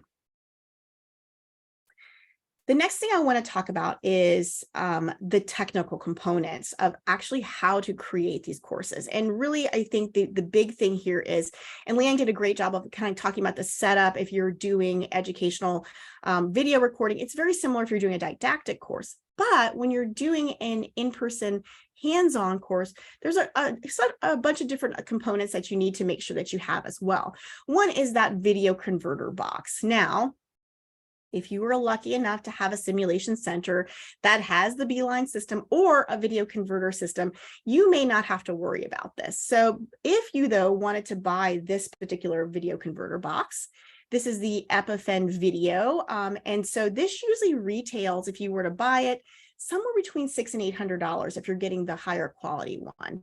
And I don't know about you guys, but I work at an academic institution, safety net hospital, where we don't have that kind of funding. So that is way beyond anything that I could afford if I were going to go outside of my sim center. But the good news is you don't necessarily have to spend that kind of cash. So when I was thinking about trying to find something that was more cost effective, it was actually my 12-year-old son who came up with a solution for me. You see, he was trying to attach his iMac and use that as a monitor to play Nintendo Switch with his friends online. And so he actually found this piece of equipment, which is the Elgato HD60S Plus, on Amazon for about $180. And so this is specifically a gaming console or a gaming box. And so it is a video converter box, but it's used often by gamers. And so when I bought this for him, I actually tried it out and it worked great as far as being a really inexpensive way for me to use this to convert and be able to look at ultrasound content. As you can see here up at the top of the screen, I'll actually be switching my video feed, so I can actually switch and toggle between cameras so that depending on where I'm scanning, I can actually move between those two different places. And then the main portion of the screen allows our learners to be able to see what it is that we're actually scanning. And the nice thing about these inexpensive video converter boxes that are used for gaming is that they traditionally come with their own proprietary software. And so the nice thing is that not only can I attach to an ultrasound machine, but I could potentially even live stream using this functionality down here at the bottom here. This actually connects to either YouTube, Twitch, or even Facebook Live. So let's say you were trying to live stream or live scan with an audience, you could easily do that without even having to leave this particular gaming software. The other nice thing that I like about this is that it actually allows you to change how the appearance of your video feed looks. And so these are some other options as far as skins. It also allows you to put in graphics. So here I could even put in, if I were doing this for a conference, I could put in their logo. And then the other kind of cool one about this specific one, and remember, all of these different gaming video converter boxes probably have some different things that are specific to them, but this one is kind of nice because it also allows you to attach through an app to either an iPhone or an iPad. And so if you are using, let's say, a handheld ultrasound machine that uses one of those two types of screens, then you could actually live stream directly from your phone or your iPad directly onto this platform without ever having to connect to anything else. So just a nice way if you were somewhere else where you wanted to kind of do this on the fly. So this is our setup kind of as it stands a little bit right now. We have a couple of you can see here, we've got a boom that comes over, another boom here. We've got a tripod on another area. And what we started noticing is that as we added more cameras, we started having issues with toggling between those cameras to where we would start having lags in our video feed. And so that was a problem when we were showing the, demonstrating different views and having to toggle between views. Having that pause really kind of made us lose our learners in some extent. And so we're trying to work through this problem. We realized that what we really lacked was a video converter switch. And so this is actually a more fancy, expensive one here. This is the ATEM Mini by Blackmagic Designs. And this was recommended to us by one of our friends who actually uses this in their simulation center. And you can see here that each of these buttons allows you to put in a different video feed. So you could have up to 4 cameras. It also attaches, audio feed into that. And you could also have some other kind of cool effects that this specific box does. So it will do a Ken Burns effects. It does transitions. And so it does a lot of features for that price point. But again, like I said, I don't have that kind of money. And so when we were talking about what do we really need, was we just needed to switch between cameras and toggle between them. So I was able to find on Amazon a video toggle switch here. And these are 2 different choices for about $30. And so what we did was we would actually plug in all of our cameras. We also plug in a microphone, a ring light, but it allows the person who's at mission control to actually toggle between cameras really easily without overloading the whole system. And so this has really helped us to be able to kind of create this appearance that was really my dream when we first started out on this project. So the big take-home points that I want you to think about today is whenever you're developing a course that's purely didactics, or if you're going to try to do a hands-on course, there's certain things that you really need to kind of keep in mind. And one of those is just remembering to choose your platform wisely if you have that option. Now, if you don't have that option, just making sure that you kind of manipulate your course so that it actually will be optimized with whatever video platform you're using. Making sure that you have help, so assistants or people who can actually create that dialogue.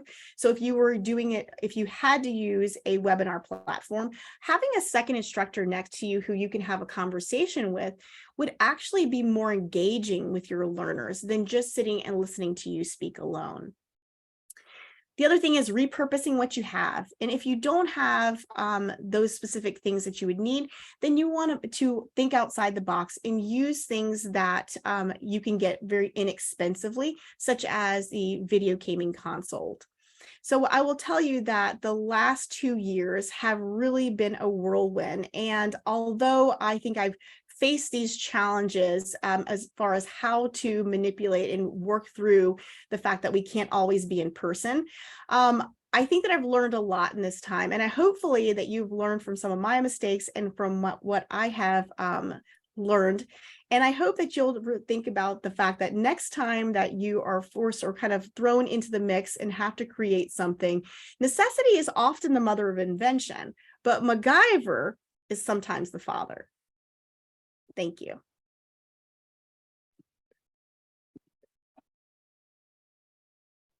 Great. Thank you, Petra. Petra, I think the new MacGyvers aren't as good as the older ones. That is true. Definitely.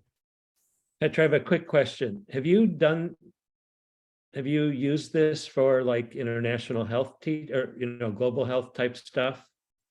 That's a great question. We actually have Elizabeth DeVos is one of our global health faculty. And so we've actually been working on this specific project to use with our education in Paraguay. We're actually have a project where we're starting to teach PEM fellows in Paraguay. And so the idea was to actually use this exact setup for that project as well. And so we were demoing it with the med students. And so that's kind of what our grant is kind of demonstrating, that is this, useful, but also just trying this out in the real world as well. Okay. Any other questions? Okay, Petra, thanks so much. We're going to move on. Before we get to our updates, David has a quick update. So go ahead, Dave. Thanks, Sig. And Petra, you've inspired me to abandon. I tried to do a Menti thing, but it seems that it has to act in a certain way to keep it going. So it closed down. We only got a few responses. So Vivian was able to recreate the polls live. So if you can, this is really just focusing on the upcoming spring conference in DC.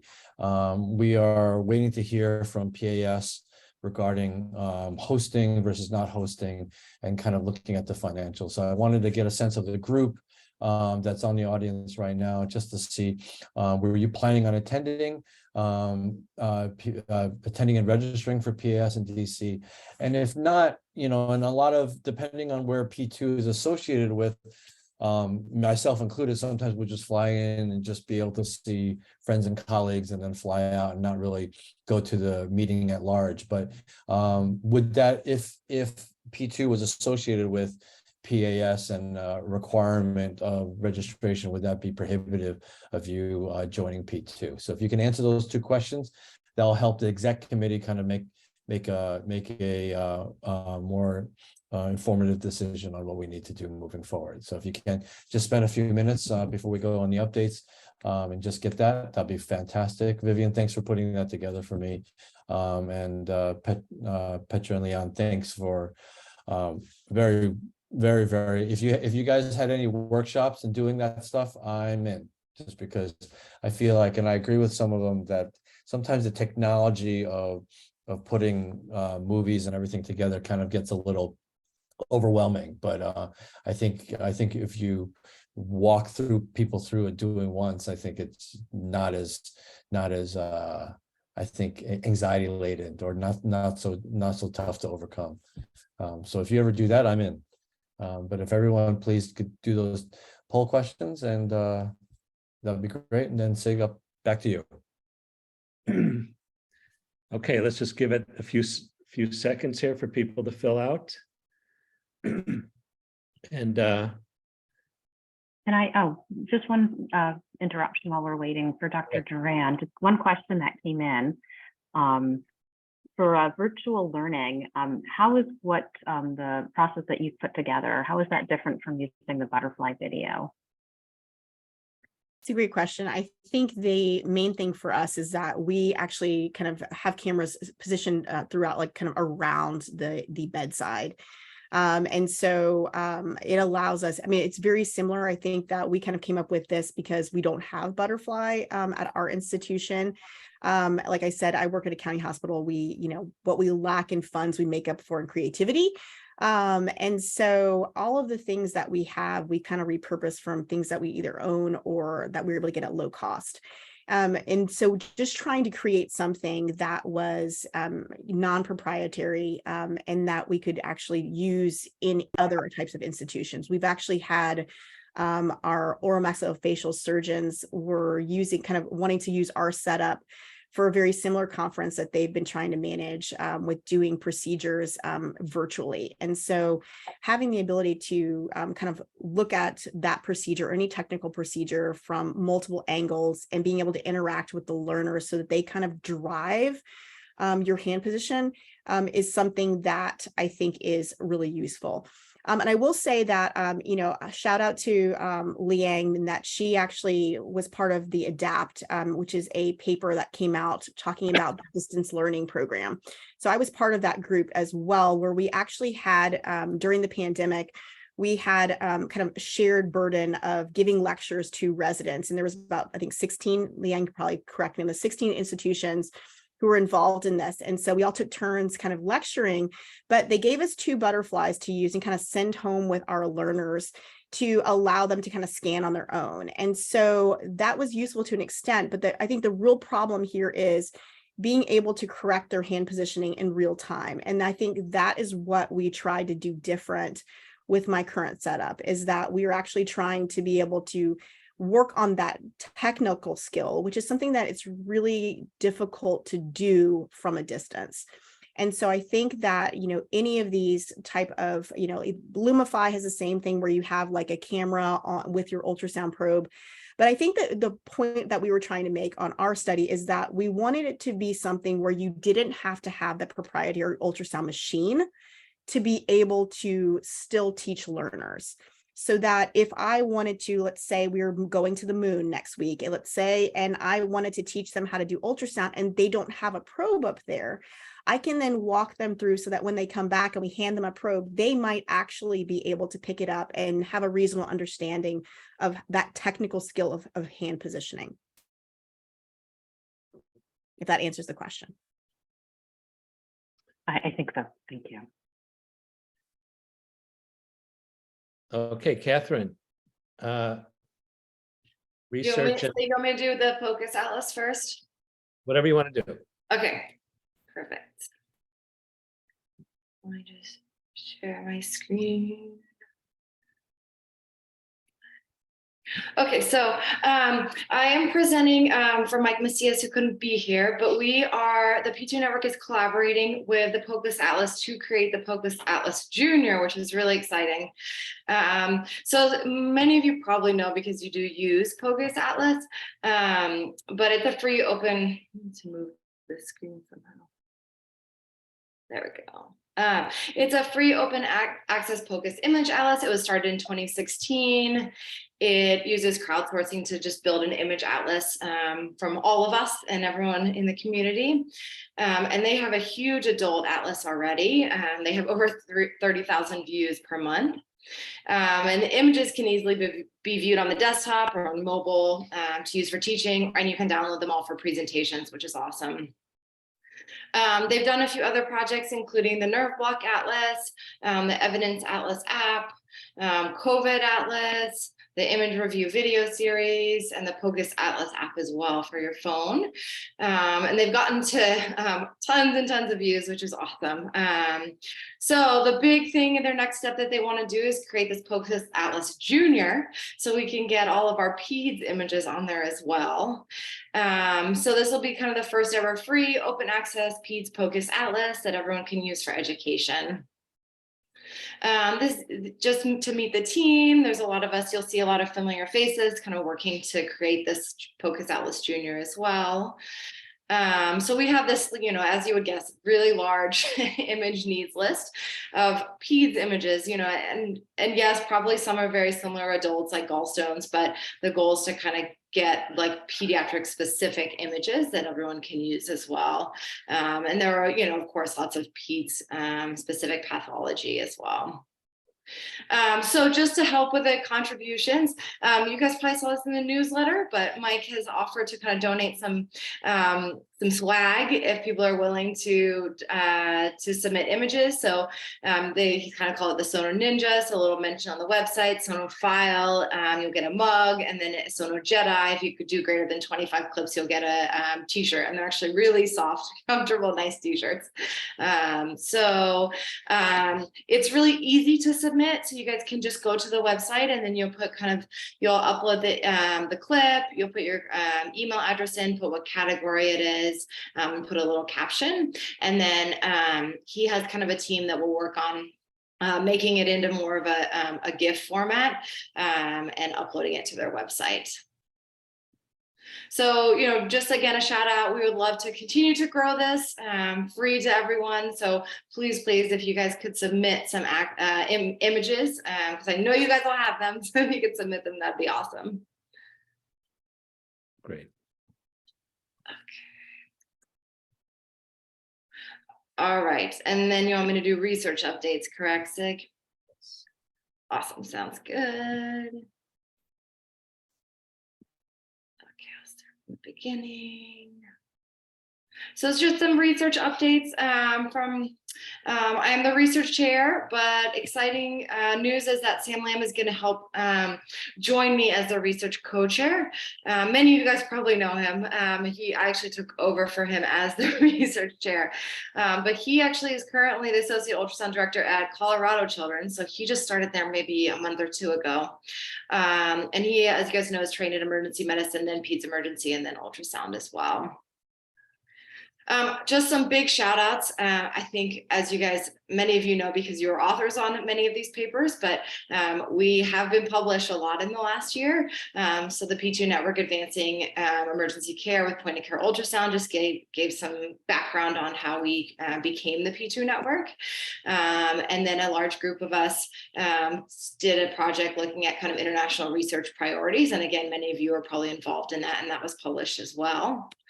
Another P2 sponsored project, Kelly published his initial diagnostic accuracy of point of care ultrasound for intussusception. And then he also, piggybacked onto that and did accuracy and interrelated reliability of point of care ultrasound image interpretation for intussusception. So just some awesome P2 projects that were published. And then the last thing, again, is you guys may have seen it in the newsletter in the past. This was also published looking at point of care lung ultrasound findings in COVID patients. So thank you guys to everyone that's kind of collaborated and connected through our newsletter. Other P2 sponsored projects, you guys will see them in the newsletter, but Zach Binder is doing the pediatric lower extremity ultrasound guided nerve block study, and a lot of our sites are involved in that. The investigating scrotal POCUS in pediatric emergency medicine is going on as well. Pediatric thoracic trauma with Sam, and then again continuing, still trying to look at subcentimeter consolidations if anyone is interested. And then Marjan is doing teaching POCUS to peds residents as well, and I think some of you are involved with her. The last kind of thing I wanted to point out is we have started this P2 research subcommittee. The big goals is to kind of build this infrastructure so that, all of you guys who do PEM POCUS research don't need to reinvent the wheel. So our goals are really to create some support for everyone with methodology, have kind of these research and image databases of these are the projects going on, or this is this image repository, and then kind of a list of mentorship as well, and build off that P2 research priorities paper that Peter Snelling did. We're going to have quarterly meetings. So if you guys are interested in joining, we'd love to have some more members. We've only had about 2 meetings so far, and just getting everyone's kind of ideas on how we can really create a PEM POCUS research committee to support all of our members. So please email me if you guys are interested. And then if you want your ultrasound study in the newsletter, please email me as well. And you can email Sam as well. Great. Thanks, Catherine. Antonio Riera is going to talk about some education updates. Let me just get my here.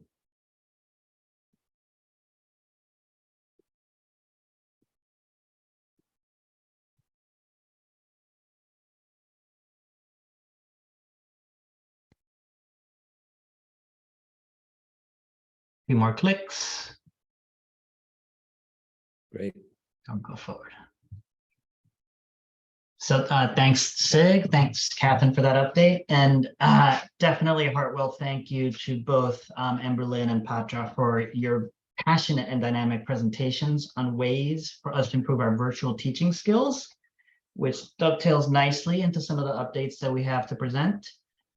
So I will be discussing the virtual lecture series progress to date, and then I'll turn it over to Henry Chiqueza. He's going to touch upon where we're at with PPEC and also highlight Matt Moak's project POCUS Case Exchange. And before we dive in, really wanted to take a moment to thank the P2 members that have submitted their presentations. We've completed a total of 6 core content videos at this point in time and 15 Meet the Expert virtual lectures. It's especially grateful considering, you know, the respiratory wave that seems to be relentless across the country. So there's national staffing challenges for many of us at our home institutions. So with that in mind, extra thankful for the time and effort that has been dedicated to put together these videos for the network. We will, of course, continue to build the library as we move forward. You know, the goal here is to provide a forum for every P2 member with expertise in a particular topic or application to be able to showcase your work in our library. And so for the core content applications for PEM Fellowship, we have more than 70% of the topics completed. So we really hope this is going to be a useful resource for our POCUS educators, for our PEM programs, to have trainees be able to review some of this material, use spaced repetition, use asynchronous learning.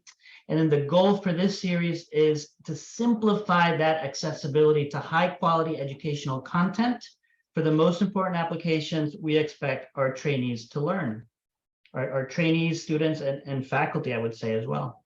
But this is really based out of that, you know, P2 driven consensus core point of care ultrasound applications for PEM training. And so the hope is that we're going to have these videos available for easy accessibility under the education tab of the P2Network website. And we're trying to get this done, you know, hopefully within the next month or so, we'll be able to get some of these videos uploaded. Of course, we know that there's plenty of other useful POCUS applications and cutting edge research being done. So it was imperative to also create a Meet the Expert series. And so the goal here is to highlight other important applications, again, promote member scholarship, and recognize your expertise. These are going to be housed in the community forum, where there's going to be a lot of educational content in addition also to be found. There's going to be a new link on the website in the top right-hand corner to join P2Network for our members to hopefully be able to create profiles and have access to a lot of this Meet the Expert content. It's right now, it's in the test phase, so there's going to be more to come on this with future updates. And I will turn it over to Henry for the last 2 slides. All right. Thanks, Antonio. Thank you again, everyone, and thank you to the speakers for the 2 wonderful presentations. I was taking notes since I realized I had to learn a lot more about Zoom than I already did. So I thank you for that. Just a really quick update. It's the PPEC that I run every Thursday, which will be starting in 10 minutes. If you guys can join us, or if you guys, but first I also wanted to thank everyone, because I always get emails because it's been spread around by you guys. And I feel like that's the reason it's been successful, is because everyone kind of spreads it. So thank everyone for kind of spreading the word. Currently have 45 institutions involved, and the kind of update is that we're merging the content with the P2 network. So all the recordings will be available at the P2 network website, and they're going to be labeled by the objectives. So that way everyone can have access to them and see sort of, depending on the topic they want to go and sort of see the lecture that was there. So that'll be content that will be like around over 2 years of content that'll be uploaded there. So I think that would be kind of helpful for everyone to sort of have access to that. And so Antonio and I will be working on that and uploading that. So that'll be the update for me.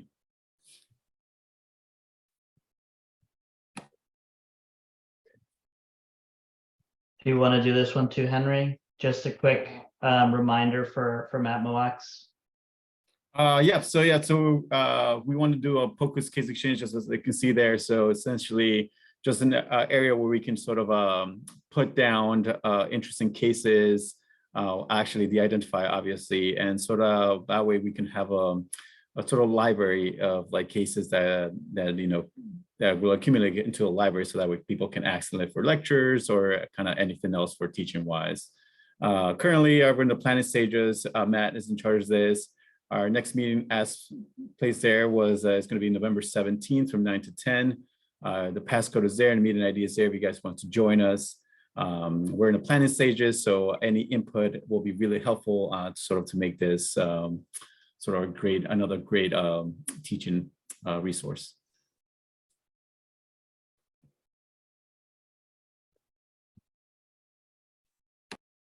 Great. Okay, any other issues or questions?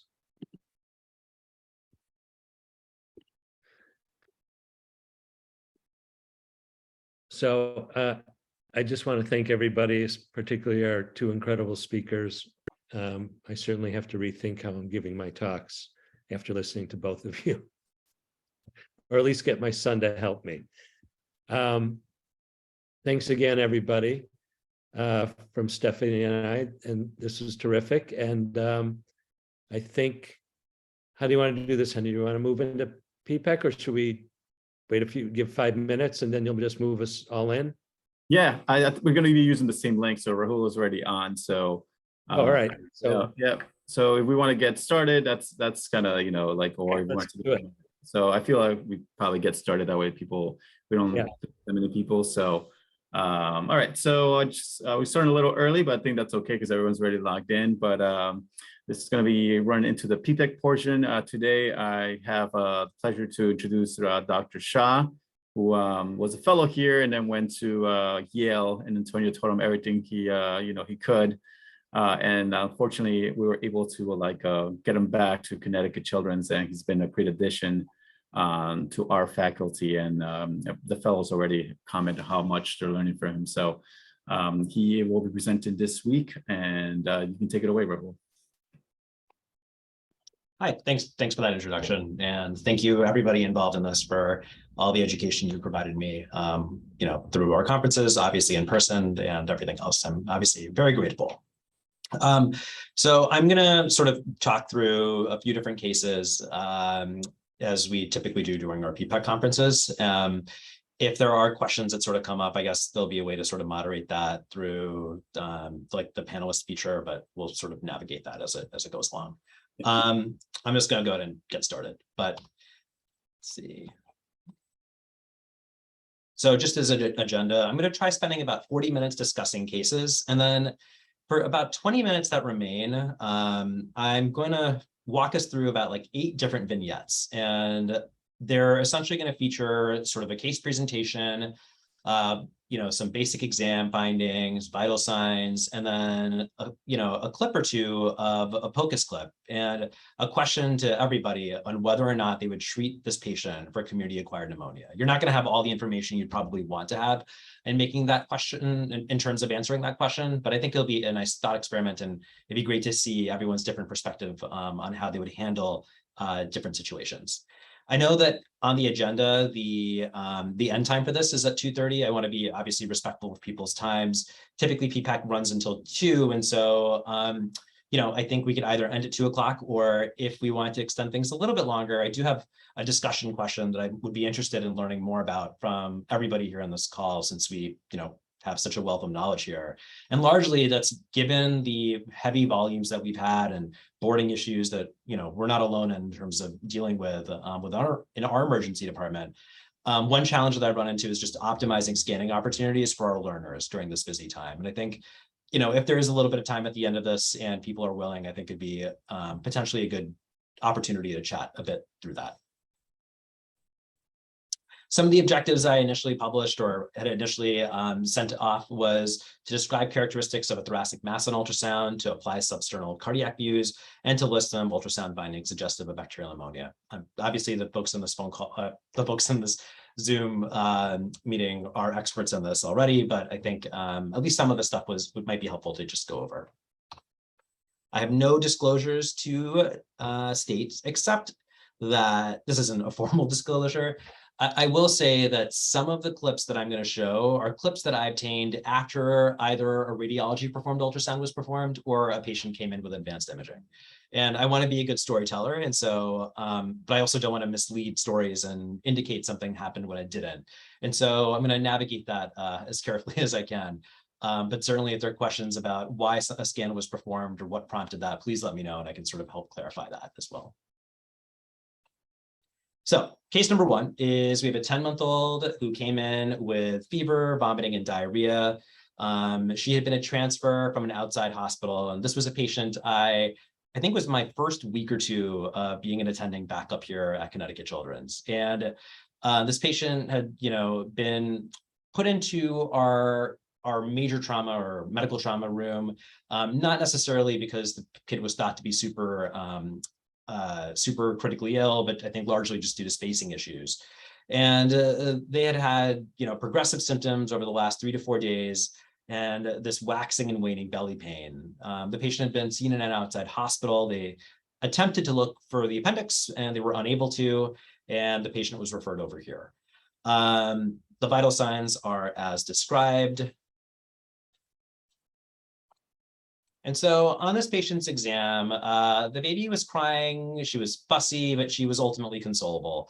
The belly was, challenging to get a great exam on just due to the level of crying that she was having. And but sort of felt diffusely tender, didn't feel really firm or distended though. I believe I already had some information ahead of me, and I believe that we had an elevated white blood cell count and an ANC that may have been done at the outside hospital prior to our evaluation. And so we sort of expected that. I think that was sort of like part of the thoughts about appendicitis. The thing though is when I went to talk to the mom really felt as though the left lower part of this child's belly was more painful than any other part of the belly. And it's a very challenging examination, but mom says, no, it really seems like this is the part that everyone pushes and it hurts the most. And given that and thinking about lower abdominal pain, I remember, I think like a year or so ago, I was working on a shift with Dr. Julie Leviter, who may be on this phone call. And I was talking to one of our trainees about, thinking about ovarian torsion and age groups to think about that. And she astutely interrupted me and she said, you should always think about ovarian torsion regardless of the age of the child. And I put that knowledge to use. This was a busy day in the emergency department and I ordered the ultrasound, I think as an add-on, or I'm not sure if the patient had already left the department, but I essentially added on a pelvic ultrasound for this patient. And I got a call back that said the patient had findings concerning for ovarian torsion. And so I went over to the patient and I sort of did my own scan as well, partially out of curiosity and partially because I had also simultaneously been reaching out to our pediatric surgeons we have a great group for pediatric surgery. They're fantastic and very responsive. I think there was some initial just questioning or concern that perhaps this was a different diagnosis. And before they sort of committed to taking this patient to the OR, they really wanted to be certain that this was ovarian torsion and had asked, one of our pediatric radiologists to potentially look at the images again and read it. And, they asked for some additional imaging studies. But, looking at the clips that I could see, I felt very compelled to sort of, indicate that this really was fitting with ovarian torsion. And there's a pretty sizable mass that we can see in the pelvis, and it's, a not normal scan.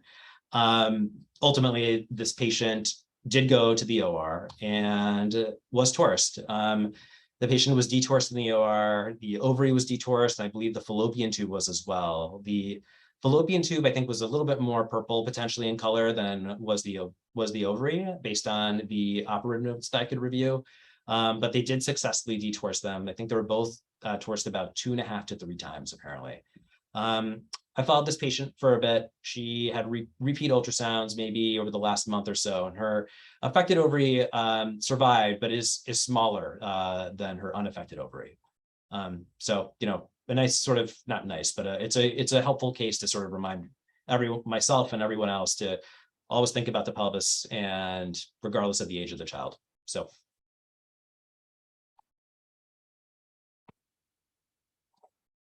if someone else is keeping an eye on the chat, feel free to interrupt me at any point, but otherwise I'll just. So there's a question, what was the size in centimeters of that ovary in comparison to the other? I do not have that off. I don't have that off the top of my head. Raul, can you, did you put color on this? I did not put color on these clips. Okay. Well, it's pretty amazing. Sorry, I hit the wrong button. I think one of the really nice things, unique things to see here is you could clearly see an abnormality behind the uterus without technically a fluid-filled bladder. So we always talk about wanting to have maximize that acoustic window, but another wonderful example of an early pelvic POCUS, just a screen for something that's shouldn't be there, that we can sort of then differentiate what the true diagnosis is going to be. But even without color Doppler or measuring any of the structures, I think this should raise enough red flags to warrant the next immediate step. So great images, Rahul. Yeah, super. Thanks. Thanks, guys. Just one more comment, just from Adam. He was saying that he said the echogenicity of the ovaries look different. Yeah, I definitely agree.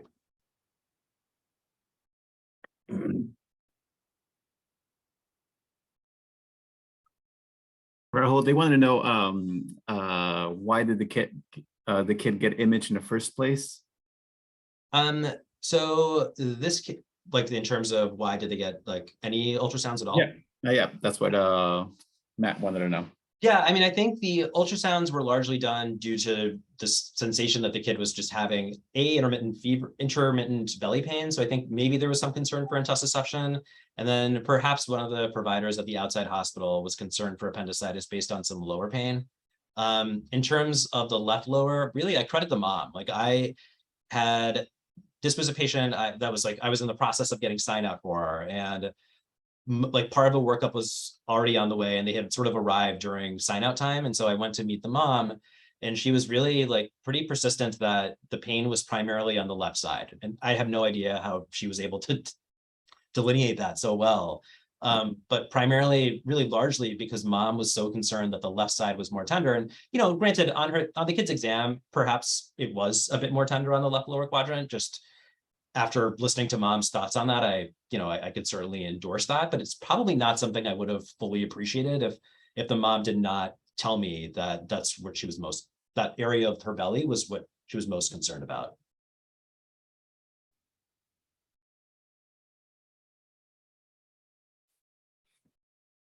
I just want to echo a comment from Matt Moak, who said, I wonder how many torsions I've missed in toddlers with gastro. And I think that's one of, our biggest challenges in pediatrics, especially with those kids who you can't really verbalize their complaints. We do wind up doing some other testing, and why we have other algorithms to make sure that we're not missing these things, because it is so challenging. Yeah, it was a very tough examination. I mean, obviously for a 10-month-old, it's always going to be challenging if the kid's febrile and not feeling well, and obviously even more challenging when it comes to thinking about stuff like pathology like torsion.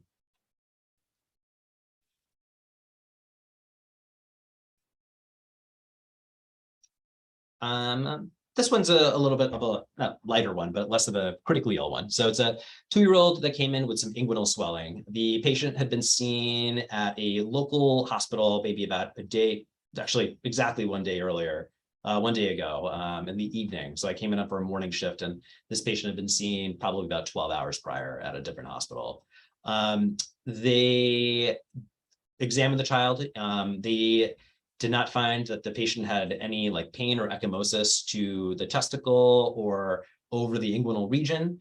They didn't have ultrasound available at the outside hospital and made some shared decision-making with the family, given that I believe they were able to palpate both testicles, and they felt this was very unlikely to be, testicular torsion. Specifically also because the patient hadn't really come in with pain. It was sort of an incidental finding that mom had noticed, and the child was really well appearing and doing, just smiling and, very happy and playful. So they were sent home and told to come to our hospital the following morning for further evaluation and to get an ultrasound. I think they told the family they could certainly come to Connecticut Children's overnight instead, but that they felt like it was fine to wait for a period of time too, given the findings they had. Kids' vital signs all looked fine.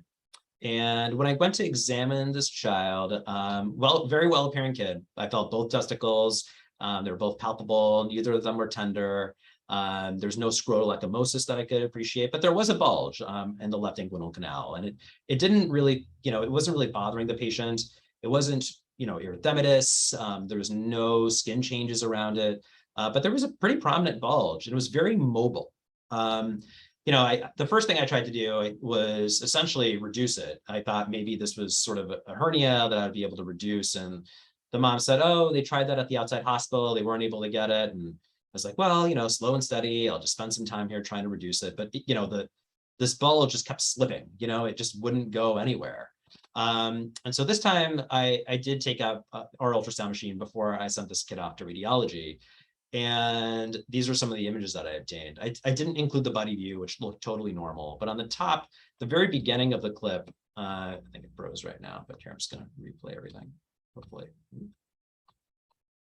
So in the beginning of the clip, you can see the testicle on the right side, and then you sort of see the spermatic cord, and then we see this hydrocele, that's sort of a distinct like cystic structure within the cord.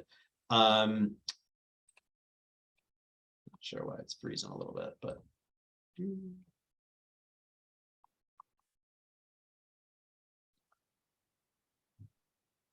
so there's that cystic structure over there, and I'm not quite sure why this one's not playing, but it was before. Oh, there we go. So, and this is the same cystic structure in sort of a short axis view. It's nothing that it's just something I hadn't seen before, where the hydrocele is sort of encompassed within the spermatic cord. So this patient did ultimately go to get a radiology performed ultrasound, and the patient ended up with what's called an encysted hydrocele of the cord, something that I just, I thought it was interesting. I just hadn't seen it in the past.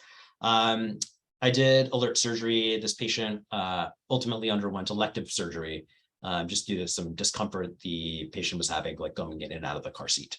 So nothing else to really take away from that, just something new that I had. Rahul, quick question. Does that predispose them to like torsions in any way, like any of those type of hydroceles?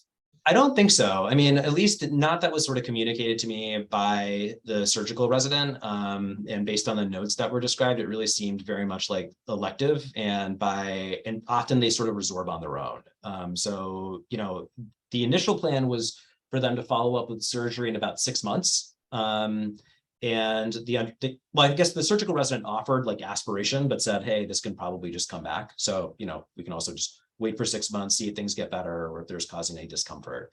And I think their thought was most likely it'll resorb over that period of time. But I think the mom came back a couple of different times just due to concerns of like discomfort around the area. So as I understand it, don't quote me on this, but as I understand it, I don't think it predisposes them to torsion in any sort of significant way.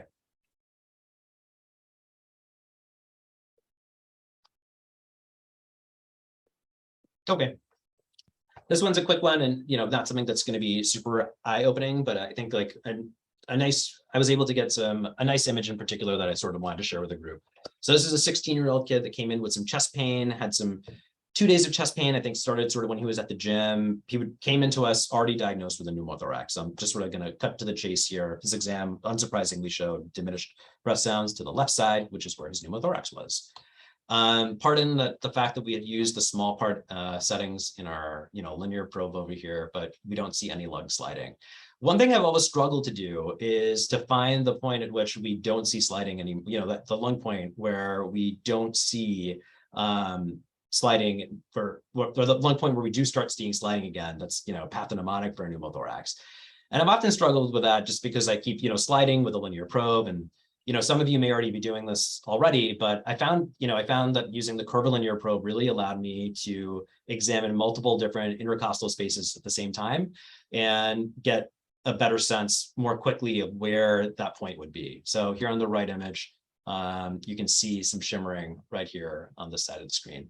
Whereas over here, we still see some pneumothorax, no lung sliding on the left.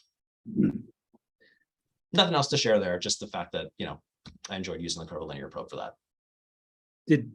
Raul, we've talked about this before about in our group, that doing this theoretically allows you to get a sense of the size of the pneumothorax. Was that part of what you were looking for, or did it allow you to sort of get a sense of that? It did. It did give me a better sense of a better sense of the size of the pneumothorax. I agree. The patient, I think, yeah, I can show you some images of the X-ray that was obtained too. This patient was satting 100% on room air, but a pretty sizable pneumothorax. And yeah, I mean, I think to echo what you just mentioned, it really was helpful for me to get a sense of how big it was using that probe. The patient was admitted with a pigtail, essentially, that was performed in the emergency department by our surgical colleagues and did well. Was able to go home, I believe a day or two later.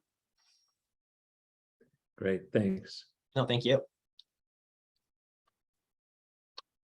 As I segue talking about curvilinear probe, I'm going to talk about a 14-year-old male that came into us with some right lower quadrant pain. And this patient had a previous history of constipation, I believe grandma was with this patient who was really worried because he had lost a significant amount of weight. I initially included his weight curve, but had some formatting issues. So, maybe lost, I believe, maybe 5 pounds or so. Nothing crazy, but certainly something that, in the context of having chronic abdominal pain, makes me at least think about working those kids up a little bit. And perhaps that's also the case because there's a strong family history of colon cancer that grandma was really concerned about. So something that she had reiterated to me several times during the times that I met this child. The kid's vital signs were over there, afebrile, pretty normal vital signs overall. On exam, though, he was pretty uncomfortable and really did have some focal tenderness to his right lower quadrant, had a normal GU exam, but labs that showed an elevated white count with an elevated ANC. Our CRP is read out per deciliter, so some of you might see this and it might be 46 instead, but ours is listed as 4.6 and mildly elevated sed rate at 20. The patient had X-rays performed, and the X-ray read, from what I recall, just commented on the prominent loop of bowel in the right lower quadrant. And when I went to examine this patient, really did have pretty exquisite tenderness, specifically in the right lower side. And so, I was primarily concerned about appendicitis. And I will admit, this is one of the patients that did go to radiology before I evaluated them. And I was waiting for the read to come back, but I was looking through their images, and there were, pretty incredible looking images. And I'll share the ultrasound images that I obtained here. But first, before I sort of do that, I'm just going to walk through, I guess, what I've sort of started to do in terms of looking for appendicitis. I'm sure folks have different approaches to this, and I welcome other people's thoughts and opinions on how they approach looking for appendicitis. I, benefited from, Antonio, I benefited tremendously from Antonio's advice about looking through the bladder first to see if there's any signs of free fluid and perhaps the possibility of an abscess that's forming from a perfed appendicitis.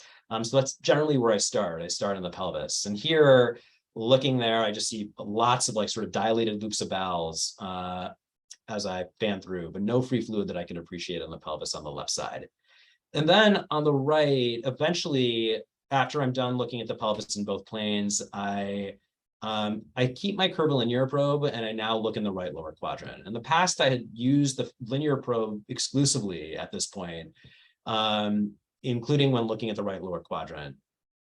But I think maybe about a year ago during my ultrasound fellowship, I was on a scanning shift, and I was doing educational scans for a patient that had come in with right lower quadrant pain. And, I scanned this kid, I thought really comprehensively using a linear probe, and I couldn't find the appendix. And I was like, well, he's not that tender, it's probably negative, but they were doing a radiology ultrasound anyway. And as I was walking home or later on the day, I checked the chart, and this patient had a very significant appendicitis. It was over a centimeter. It was very obvious looking at the radiology images. And I perseverated on this quite a bit and was wondering, like, where did I go wrong? What did I not scan? And personally, I feel my tendency is probably not to scan superior enough. And I find, for me at least, using the curvilinear probe is helpful to give this larger bird's eye view of the right lower quadrant and see, is there anything grossly abnormal in the right lower quadrant before before fine tuning things with a linear probe instead. So here, using the curvilinear probe, you can see a pretty marked, pretty impressive loop of bowel that's coursing between this the psoas muscle, which is sort of coming into view. That's actually bowel over here, but over the iliacs, and a bit of free fluid that we can see collecting too. I got some additional images using a linear probe, and significant inflammation to this loop of bowel, and it really sort of coursed in a direction that's very similar that the appendix would. Really coursed right over the iliacs, but was significantly larger, or they can't say larger, but it was very tortuous, I would say, and something that there was certainly contents within that piece of bowel as well that weren't just like a appendiculant or a beaklith. And so radiology had called me, and they were very concerned about this being new onset Crohn's disease that had not been diagnosed yet. They agreed that they did see some free fluid in the belly, but were worried. We're quite worried about this patient. This patient was ultimately admitted and is still still currently undergoing pretty intense medical management. The patient had to undergo an ostomy under the diagnosis of Crohn's. Did have some bowel resection as well, and this is sort of a surgical note or surgical image of what some of that bowel looked like. So, for me, it was a useful learning point, largely just reminding myself that not everything that looks abnormal in the right lower quadrant when it comes to bowel is the appendix, and to maintain a wide differential when it comes to these folks, and always just second guessing the diagnosis of constipation, which is challenging because a lot of kids are constipated, but many of them are also not.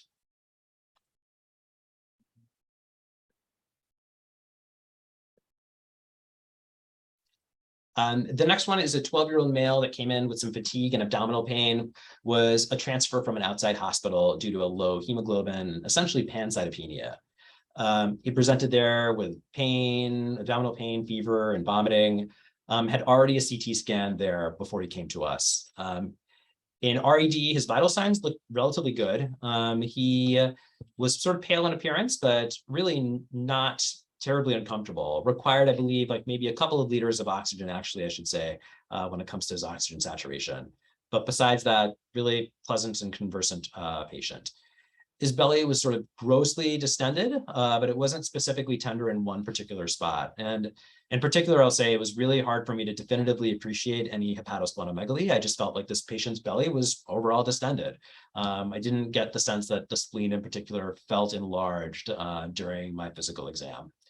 In addition, the kid's lungs were coarse throughout, but nothing super focal. And I've included some of the, I'm going to edit, let me double check that. That blood work, yes, so some of that blood work I did not include. So I'm going to ask you to sort of ignore that blood work for now, and I'll try to come back to that a little bit later on. But just recall, for this patient, essentially was pancytopenic.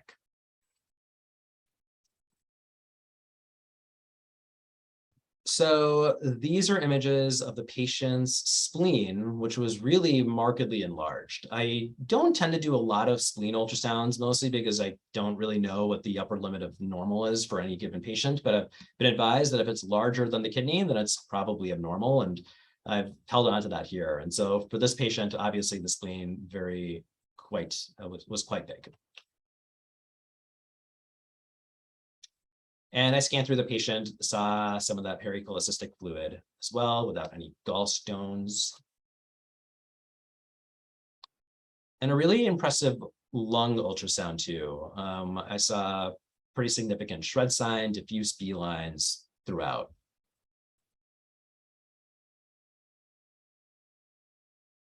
And finally, bilateral pleural effusions. Briefly for a second, I wondered if some of that free fluid was below the diaphragm, but I think some of that clip just may be a little bit oblique. On the right, which is on the left side of your screen. These are some of the CT images just to correlate it with. So you can see some of the pericholecystic fluid on the left side, and then the spleen, which essentially looks like the same size as the liver on that middle image, and the scouting image of ground glass opacities on the kid's CT chest. And so this, unfortunately, was a new diagnosis of B-cell ALL by bone marrow results. And so patient is, I believe, still admitted, but is undergoing like chemotherapy.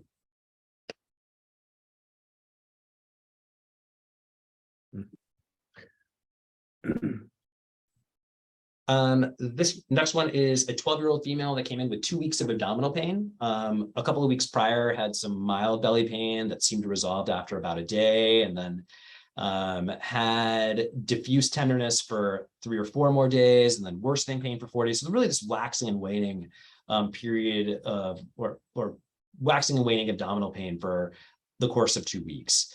2 days before the visit in our emergency department, had an ultrasound performed, largely because at their primary care office, the patient had some shoulder pain, and they were concerned that there was some radiation. This was this was referred pain from something in the abdomen. And so I believe they had abdomen complete performed. And the only thing that really noticed there was some internal debris in the bladder at that point. Vital signs in RID were pretty normal, except some mild tachycardia. The patient, though, was pale appearing, looked a bit dry, and had an abdomen that was distended, but non-specifically tender. Honestly, even palpating like her upper quadrants as well, she would say that she had tenderness there too. So, upper and lower belly pain left and right throughout. But an impressive white count, impressive CRP, impressive sed rate, and white blood cells in the urine, a little elevated, but not enough to really chalk this up to anything like a UTI. So again, the importance of focusing the pelvis. Here we see a really complex fluid collection, maybe abscess formation behind the bladder, and sorry, not behind the bladder, but superior to the bladder.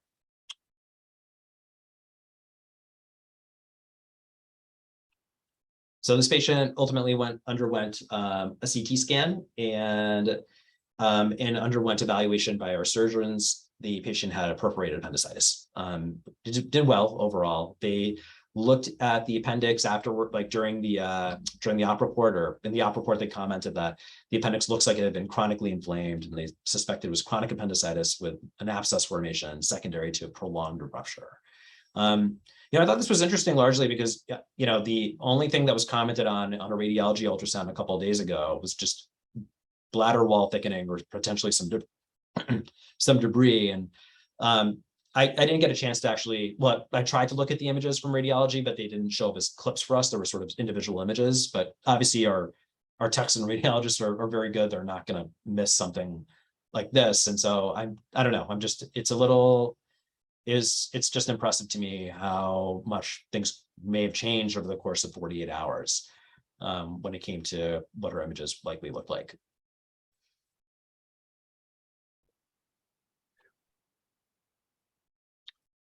See, time 1:30. Okay, so next I have a 4-week-old kid that came in as a failure to thrive. This was also maybe my first 2 weeks of attendingship here at Connecticut Children's. This kid looked pretty sick. He was growing appropriately for the first couple of weeks per mom and dad, but then started to actually lose weight for 2 weeks prior to presentation. Still having plenty of wet diapers. Mom was primarily concerned about some facial cyanosis with beads. And the vital signs are listed there, most notable for a saturation of 76% on room air, for which the patient improved significantly with just a couple of liters of nasal cannula. The kid's blood pressure, 51/29 as well. So potentially on the lower end of what we're looking for a 4-week-old, especially a sick looking kid. On the kid's exam, he was a small looking kid, then a pretty just generally sick looking, like generally like poor tone in appearance and just congested with some retractions and respiratory distress. For this patient, they underwent a chest x-ray pretty acutely, and it came back with this image and this reading. We also had obtained a pro-BNP, I think, shortly after getting this chest x-ray. So I saw this, I saw there was a marked enlargement of the cardiac silhouette, and I went in with an ultrasound to get a sense of, is this more of a cardiac thing or more of a, thoracic mass? And I was leaning more to some sort of thoracic mass based on the image I see here. And so I got some clips on ultrasound. Here we have a subxiphoid view on the left, and squeeze looks good enough, and I think we can start to see a bit of the mass actually abutting the heart on the closer to the indicator side. So the patient's closer to the indicator on that subxiphoid view, so closer to the patient's right. What I really wanted to talk about, in addition, primarily the reason I'm showing this clip, is I find sometimes getting a short axis view in little babies can be really hard because we have very limited views for intercostal space in small babies. And this 4-week-old that was tiny was no exception. One thing that I learned a little bit about during my POCUS fellowship, Antonio did a really nice job of making sure I learned from some of the cardiac sonographers. And so I was able to spend a couple of days with them and get some tips from them about what they sort of do differently.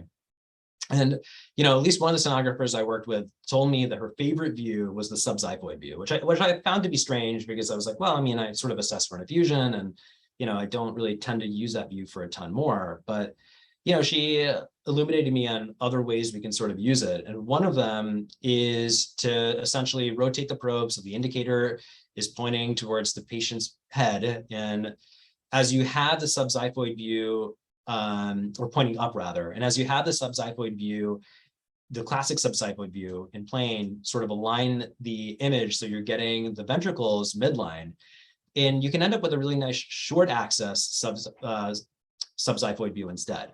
And so for this patient, I was able to do that after not being able to get great parasternal axis views. So I was able to assess squeeze underneath the rib cage using the liver as an acoustic window.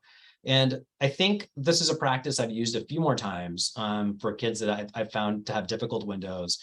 And I think it's a great potential use in babies just because, we have small windows to work with when it comes to intercostal space, and we have a giant abdomen and a large liver.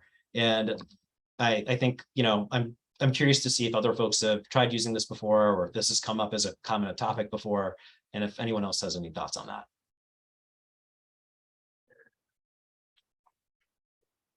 I'll move on for now, but if you do have thoughts, definitely let me know as I wrap up this case.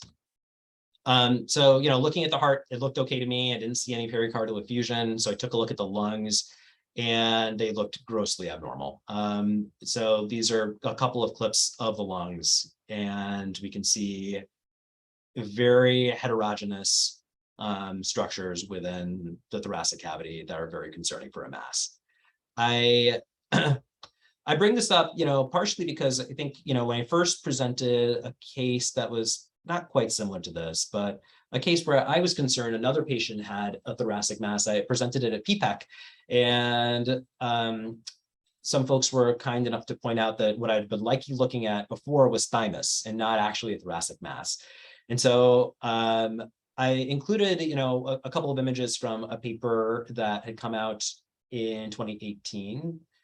From Dr. Gravel and Dr. Bachor about differentiating at least thymus from a consolidation and what a thymus really will look like. So on the bottom, that's sort of some mixed echoes within it, but overall pretty homogeneous appearance throughout. And then the image on the top is more of a pneumonia rather than a mass. But in either case, I wanted to point out how different this sort of thoracic mass looks compared to any other structure that we would sort of expect to see in the thorax. So this patient was admitted, of course, to our ICU, and there was advanced imaging, including a CT scan. They were found to have, this mass was supposed to be 1.2 millimeters above the carina, so really significant concern for respiratory compromise. The patient underwent full resection of this mass, which ended up being a benign mature teratoma, but ended up having a complicated ICU course with a diaphragmatic hemiparalysis. So, you know, another tough case.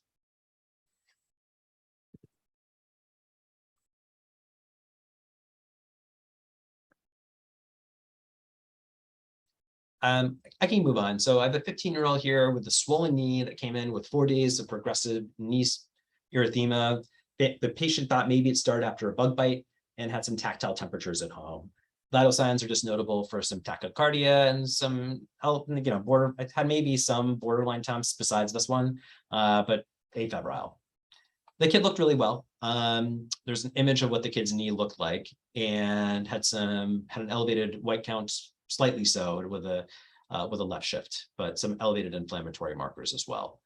I was primarily concerned about the possibility of a septic joint, and while the patient was able to bear some weight, it seemed very tenuous on that, and so it was a question of whether or not was there any fluid inside the joint at all. This was a patient that first went to radiology ultrasound, and the radiology ultrasound essentially noted some soft tissue edema, but otherwise was a normal reading, and no like joint effusion at all. But I wanted to take a look, and I did this largely just as an educational scan for one of our residents that was interested in taking a look at a knee, and I was like, oh, let's ultrasound the knee ourselves. We have a minute to do that right now. Let's just like talk through some anatomy.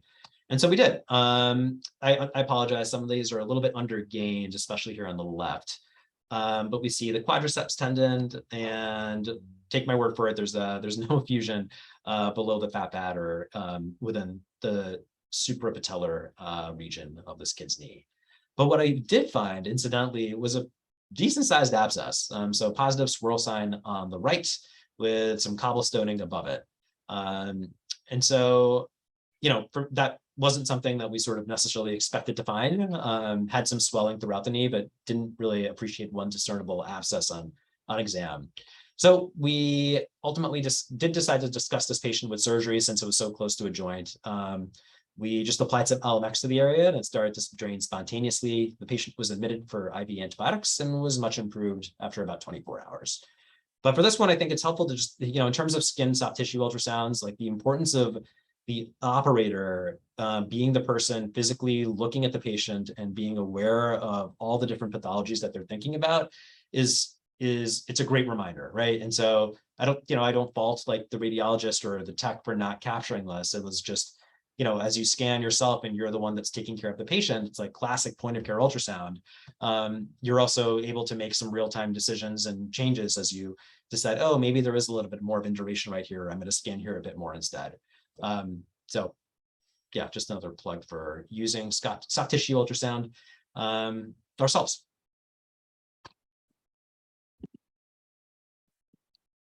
This one is a 6-year-old kid that came in with fever and belly pain for about a day, had some cough and sore throat, denied any dysuria, came into our ED with a fever of just under 102 and some tachycardia.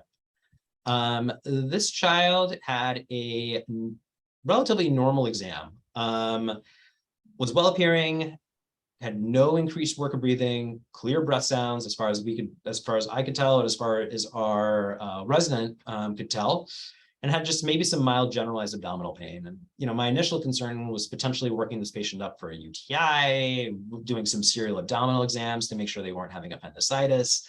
I asked mom if there had been a cough, and mom said, yeah, maybe there has been a little bit of a cough as well. And this patient ended up with a pretty sizable pneumonia instead. So here's some images of the right side of this kid's lung with some dynamic air bronchograms and a pretty impressive consolidation, maybe with some effusion here on the right side as well with the spine sign. And this is this patient's x-ray. So a right lower lobe pneumonia, and they're recommending follow-up radiographs to document resolution. You know, one thing I'm curious about is as I think more about how we can sort of use ultrasound to potentially replace the use of x-rays in certain situations, if this group had seen a pneumonia that was this large, I'm wondering how many people would have bothered to also obtain a chest x-ray. knowing that there may be a utility in follow-up images that may be easier for somebody else to track. So I'd welcome anyone's thoughts on, if you saw this, would you just go ahead and treat in a child that was otherwise very well appearing? And, it seems to clinically make sense that this patient has pneumonia that can go home afterwards as long as they have a close follow-up. Or would they say, hey, I should probably just get a chest x-ray because this looks pretty big. And if it's not getting better, I want someone else to have at least a point in time of what things look like later on. Yeah, Raul, I think for these kind of cases where there's such a positive finding that is going to need to be followed, or if the patient's going to be admitted, I would do the radiograph just to have it in the system so everybody's on the same page. Yeah. But yeah, that's just me. I think it helps. I think it also depends on who's the next person taking over, right? If it's an ED person who has access to the videos, that's great, then, or your images, and that's how your environment works. If your hospitalist, if you have upload to PACS and everyone in the hospital has access to the clips, I think that helps too. But if your shop is more of an isolated, just in the ED, then I'd have to agree with Sig. But I think as we kind of branch out and people are uploading their images, I think that probably less likely that you would need to. Yeah. Hey, Raul, Matt wanted to know if you can quickly go back to the thoracic mass case and just play the clip of the subxiphoid. Yeah.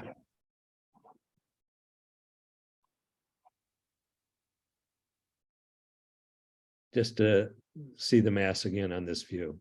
Yeah. Great. Okay, thanks, Raul. Yeah, of course. Thank you.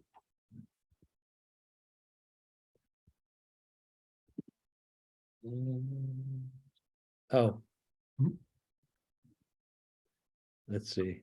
Just if I can also provide my opinion on radiographs after ultrasounds. So I agree with both Sig and Dave comments that have been made.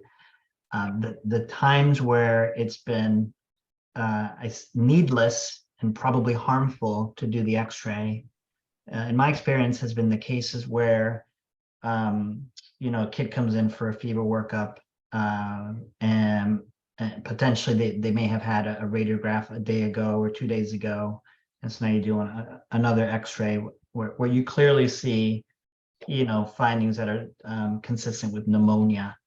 And then so the way I navigate the system, typically if they're not ill, like this kid who would qualify for outpatient treatment, is to engage the follow-up, usually the pediatrician, and just go over the POCUS findings over the phone. And I've found that they're just so happy to have an answer. They're like, you just go ahead, we'll follow up in the office, and then we can sort of abort the blood work and cathing younger patients and things like that. But so I think case by case, but in general, if there's something that's new and quite impressive, such as like anything with a sizable pleural effusion or a big hepatized piece of lung with the dynamic or bronchograms, I'm probably getting an X-ray in the books just for a complete picture of everything for the workup. But doing duplicative X-rays, I think, is needless and harmful. Thanks. All right, one more case, and then I'd like to segue into that lung portion as well. All right. This is a 15-year-old female that came in with chest pain. This is not one of the patients I took care of. This is just some impressive ultrasound findings that I just wanted to share with the group.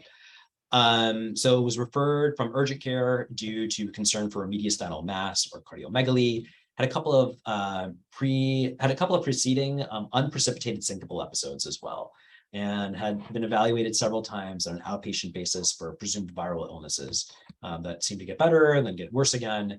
In the ED here, I believe this is the radiograph. We repeated a radiograph, or one of my colleagues repeated a radiograph, which shows, cardiomegaly versus just enlargement of the cardiac silhouette, with some vital signs that are essentially unremarkable, aside from a little bit of tachycardia and a saturation of 96%. My colleague looked at the X-ray and then looked at this EKG and heard that the patient had some decreased breath sounds that were faint, faint heart sounds as well.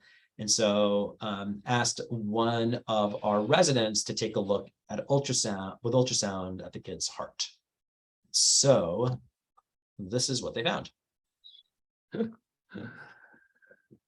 I love about this image in particular, there are several clips that were taken, but one thing I struggle with in assessing these large effusions is really getting a sense of, is there true diastolic collapse or not? And I know there are a variety of ways of doing that, including the use of M mode, which in my mind, I also have used like a little bit of mental arithmetic about figuring out where the right ventricular wall is and when the valve is opening or not. And so for me, it takes just a little bit for me to sort of piece that together.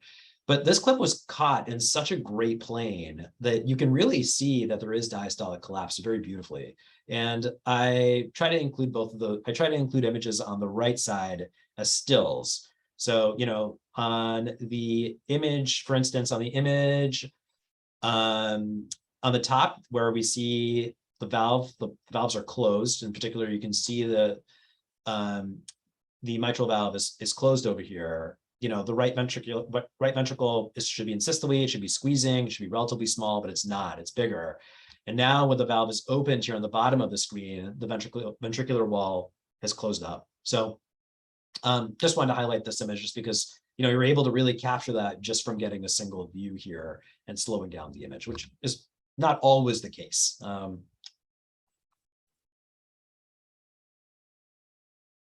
Some additional images as well, and a really quite plethoric IVC.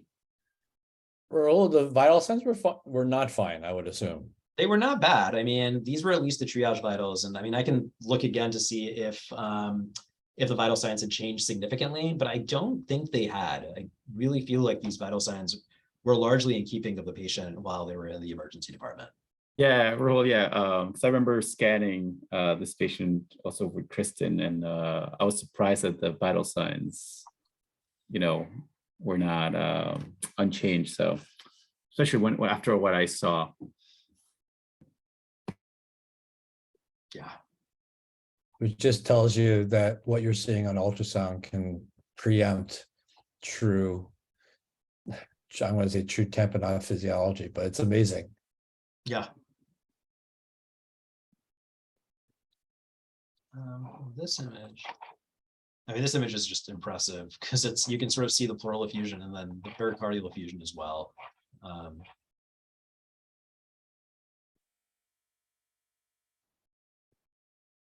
This patient underwent pericardiocentesis with our cardiologist, I believe upstairs. Is that right, Henry? I don't think it was downstairs, correct? No, I mean, they were debating how to do it, whether they should what, sedative they would do. And then this was one of the patients that I never seen so many cardiologists in our emergency department at once that just kept coming in and out. So ultimately went to the OR because they wanted a more stable environment to do that in. Henry, why the CT? They wanted to make sure I wasn't involved in preventive care because I was basically my colleague grabbed me because she was like, I think, she's like, can you come and help the resident out navigate the ultrasound? So I wasn't the primary, but I think it was because they wanted to make sure there was no other masses or anything as they were going in there, just to make sure there was nothing else going on. And since they had the time to do it because the vital signs were fine, they did that. But like I said, there was 4 cardiologists at all times around the department, making sure that nothing changed with this kid. Yeah. Thanks, Henry. Yeah. The patient did have a mediastinal mass. The biopsies were inconclusive so far, but a pretty, sizable one that you can see here on the CT scan. So I've been teaching most recently that in our POCUS era, tamponade is a POCUS diagnosis and not a clinical diagnosis. And this case sort of just reaffirms that. Do you guys do, I mean, this case is obvious, tamponade, but some are not quite this obvious. In which case we do, and I do it pretty regularly also, is pulse wave Doppler for echo pulses. Do you guys do that? I've done it a few times last year, primarily like in the adult ED, to look for the, like 20, like what is that, 20%, 25, 20? 25, yeah, 25% difference between the respiratory variation. Yeah.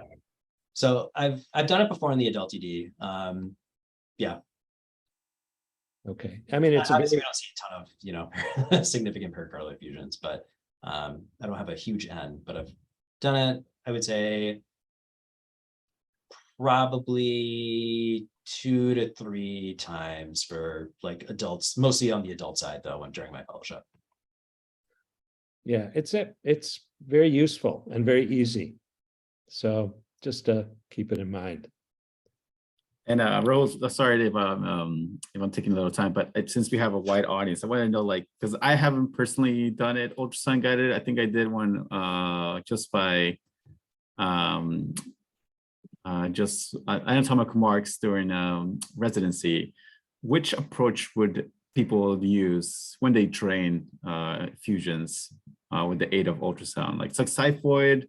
One of my ED colleagues said they just go with the big around the chest where they see the biggest area that's closest to the skin and then just attack it. So since we have such a wide audience, I want to see if people would experience that drained pericardial effusions, which is their preferred methodology. Yeah, we generally, Henry, do the latter. We don't, because subxiphoid is, there have been complications involving the liver. And it just makes sense to do this where the biggest, where the money is. So that's the approach that we use. What can I also ask? What probe do you guys end up using, or what probe would you recommend in general? I feel like there's variety in that when it comes to like linear versus curvilinear. Some of it I imagine will depend on the habitus of the patient. If you can use a linear probe, but yeah. Yeah, I think we've done, I can remember now, both, depending on the patient. Thanks. Henry, just to clarify, we're ending at 2, is that right? Yeah, we can, but there's always the reason why we have 2:30 is in case discussion goes on, and then there's just for the time. So if you run out of time or if you want to end at 2, it's whatever you prefer. Okay.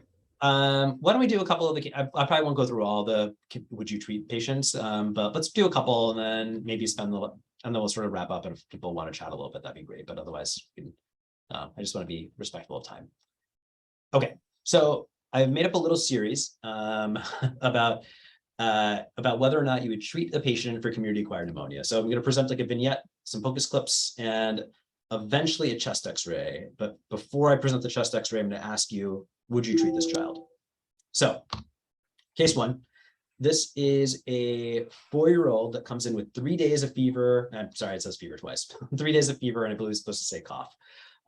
So the patient is febrile to 100.9 and is desatted to 87% on room air, has moderate work of breathing with retractions in a non-focal exam. The kid's white count looks okay. Procalcitonin is a bit elevated. CRP is a bit elevated as well.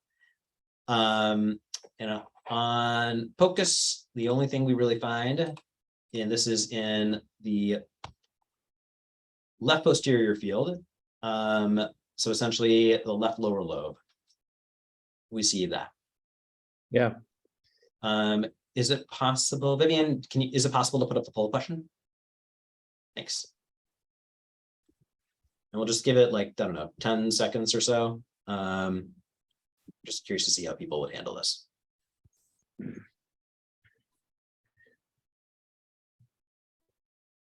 So Raul, the poll does not allow the panelists, so Oh, we can't.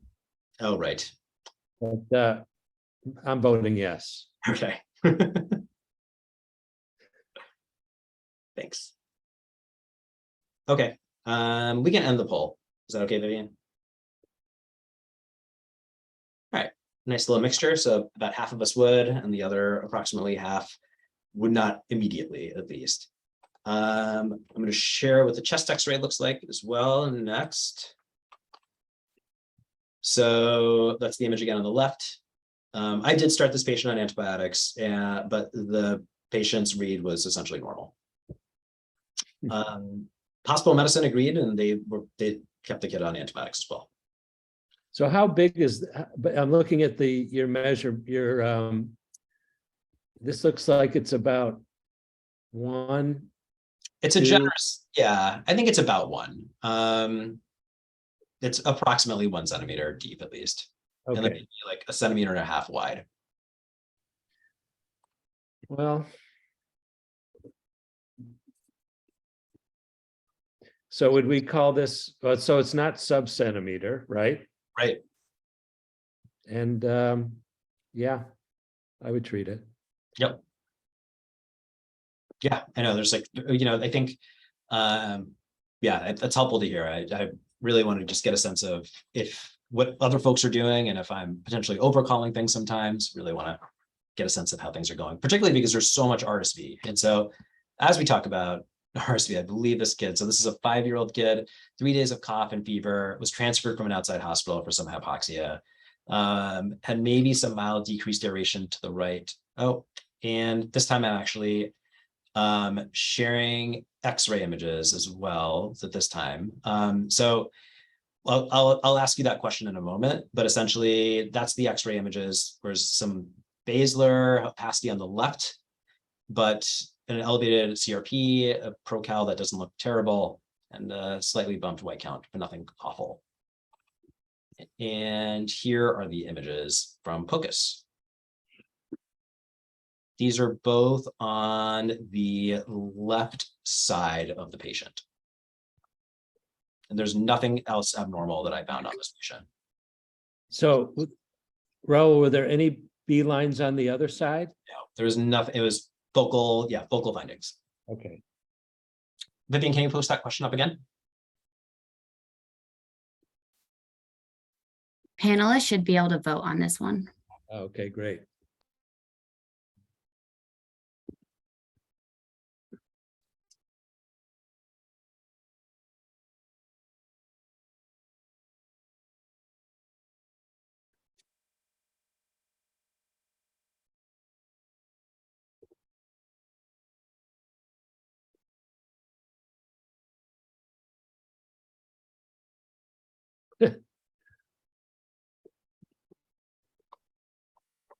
Okay, interesting. Yeah. So focal B lines, but not a true like greater than 1 centimeter disruption. So interesting mix. Did you get a viral panel on this kid? I believe this patient did test positive for RSV. Rahul, there's a couple of questions on the chat. Matt Kasulis from Cohen's on your previous case wanted to know if that was an infiltrate or it's a small consolidation with surrounding trace effusion on the previous case you presented. This one? Yeah.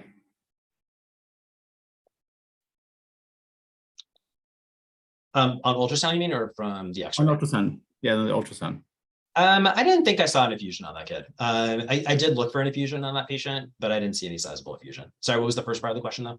No, if that was an infiltrate, or is it a small consolidation with a surrounding trace effusion? That was Matt's question. I think it's more likely a small infiltrate.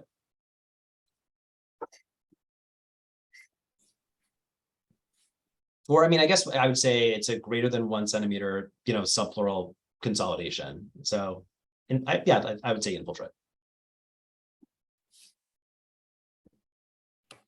Yeah, I mean, to me, it looks like you lose the pleura, the echogenic pleura, and it's just so jagged. Yeah. I usually don't like with pleura, and I like a pleural effusion. Typically, that bright pleura just still maintains its linear shape to it. So I would agree with that interpretation. It's almost 2 o'clock. I'm gonna skip ahead. Let's do. And then Erica wanted just to just like one of her comments was that it's hard to tell atelectasis from pneumonia even on X-rays. Yeah. So then she was been using the white blood count. Yeah, no, I agree. I mean, I think it's really that's what's so interesting. I feel like is often I'll get X-rays that look very similar to me, and one of them is red fever atelectasis, one's red fever pneumonia, and it's. I mean, I don't fault the radiologist either. Like I can't tell, but I think it's just compelling to me the use of ultrasound, despite it, even if it does have some flaws, and we're not able to distinguish. We're not always 100% able to distinguish atelectasis versus pneumonia. Are not that the X-ray is a gold standard, but what we're comparing it to is a lot of flaws as well. Some of you used color Doppler for that differentiation because the Italians, they do that a lot. And so in pneumonia, a consolidation will have a lot of vessels seeable, whereas in atelectasis, you don't have any flow. It works pretty good, actually. Yeah. So you just throw color Doppler. Would it be like, if you see like shred sign, for instance, would you be able to still, I mean, would that really primarily work if there's like true hepatization of the lung, or would you still see that if there's effectively like consolidated like shred sign that we're seeing instead? Yeah, you need a true consolidation, otherwise it doesn't work. Got it. Thank you. I didn't know that though, but thank you. Appreciate sharing that. This patient came in as a 5-week-old, came in worsening work of breathing, recent admission for RSV bronchiolitis. These are focal findings in the same lung field. And I didn't find anything else abnormal scanning the kid. We'll do the question maybe twice more, and then we'll move on.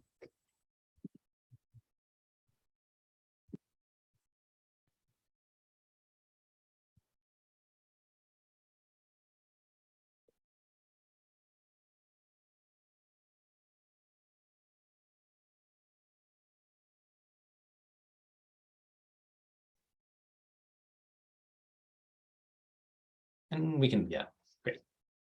All right, so about a third say yes, and 2/3 say no. Yeah, I mean, I think focal B lens is a tough one. And I mean, there's maybe some small like subpleural lesions as well, but yeah, this is, especially knowing that this kid has RSV bronchiolitis makes it hard. What's interesting about this one, the procal is 0.12. This kid, I think this kid was also a pretty sick kid, so ended up getting probably, more intervention rather than less.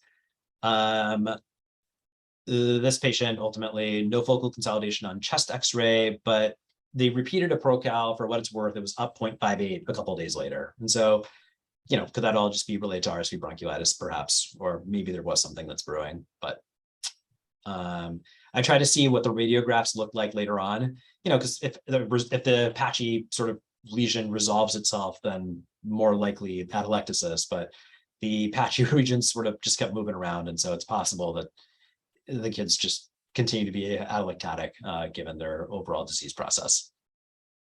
You guys do lung ultrasound in general for bronchiolitis?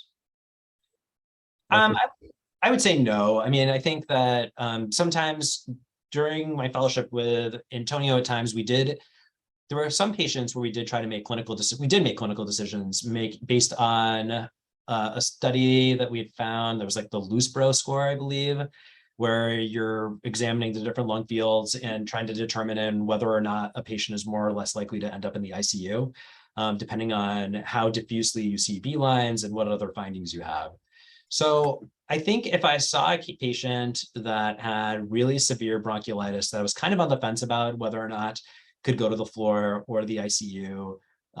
Perhaps there'd be a role there. Here we tend to have like specific respiratory guidelines that tell us like how much high flow nasal cannula, for instance, the patient would be able to, how much high flow nasal cannula is acceptable for the floor before they go to the ICU. So it ends up being more of me trying something, seeing if it works, and then kind of getting a gestalt of whether or not I think they're floor appropriate. But this is sort of a long-winded answer. I think potentially there is more of a use in those kids where we're using maybe 2 or 3 liters per kilo of high flow nasal cannula and not getting a great response yet. Okay. Great. Okay, this one, I'm gonna skip this one now just for time.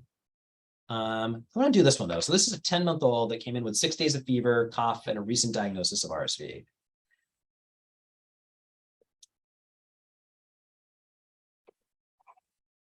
And Vivian, can you put up that question again? So I put up some labs here. I put the sodium here just in case, some folks may use sodium as a proxy for bacterial pneumonia, and then the white count as well.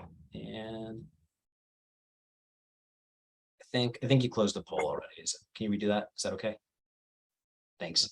You play the video again, Rahul? Yeah. This video, yeah, I want to talk about this video a little bit as well.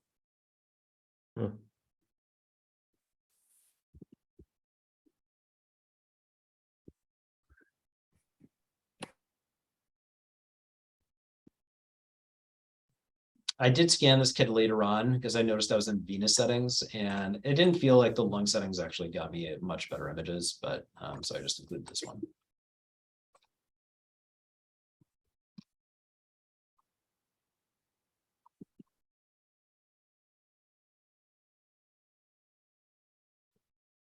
Okay, yeah, so about 70% would. Okay, yeah, I mean, I think, what I want to be very careful about now is just not overcalling things, especially when I'm concerned they might be thymus instead. And I think at the very beginning of this clip, I'm wondering this might be thymus that's sort of like really dark in color right now, and really undergained. But I think as I enter this part of the clip, to me, this does seem like it's more likely to be consolidated tissue, but it's so well demarcated, at least part of the borders are so well demarcated until it shreds out. And so I'm curious to hear what other folks think. I mean, I think these all look like air bronchograms to me. It's so well designated out. Like the borders seem, at least some of the borders seem so crisp. So. I mean, I would question it less, Rahul, depending on the location of that. If that's apex, sort of, between the heart and diaphragm, but is the probe flipped and that's above the heart? Is that superior to the heart? That is. Where are we at the base between, Right, is that a right middle lobe, or is that I'm just trying to figure out. It's on the right. So it is essentially, it's the right anterior plane right now. And in terms of a probe marker, I don't know. I feel like it could be potentially marked backwards. I don't recall that the probe was flipped, but. Well, I think you're right on what the air bronchograms. Like a thymus doesn't have those hypercoic spots in it. It's pretty confluent in its echo texture. Yeah. Plus, I think you got other issues of 6 days of fever. Yeah. Recent RSV. I feel like I don't know what everyone's experienced. I feel like we used to, the thought of why do an X-ray for RSV, but I feel like this season RSV has. I've seen multifocal pneumonias now on the older kids with RSV, and it's been really crazy. Yeah. So. No, I agree. I felt the same way. And I mean, that's part of why I wanted to sort of talk through this, just because I've also seen a variety of different focus findings, and just trying to correlate them with what folks are doing and get a sense of, what best practice might be. This is the kid's radiograph. So, sort of fits.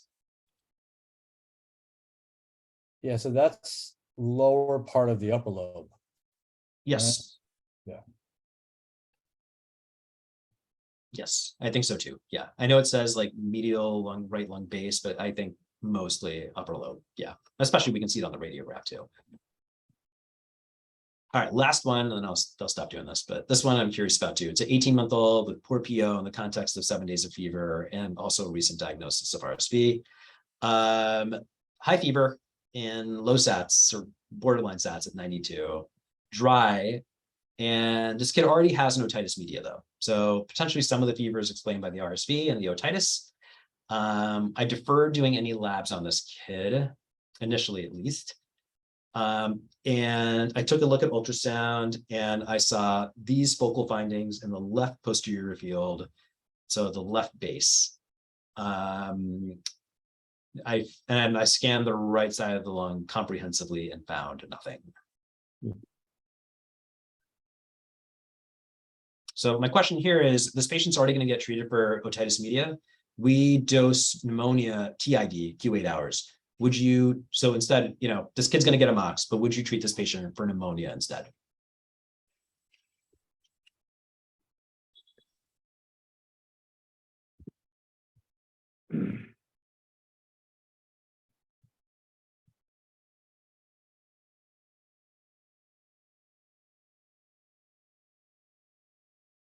All right, yeah, so about 25% to 75%. Interesting.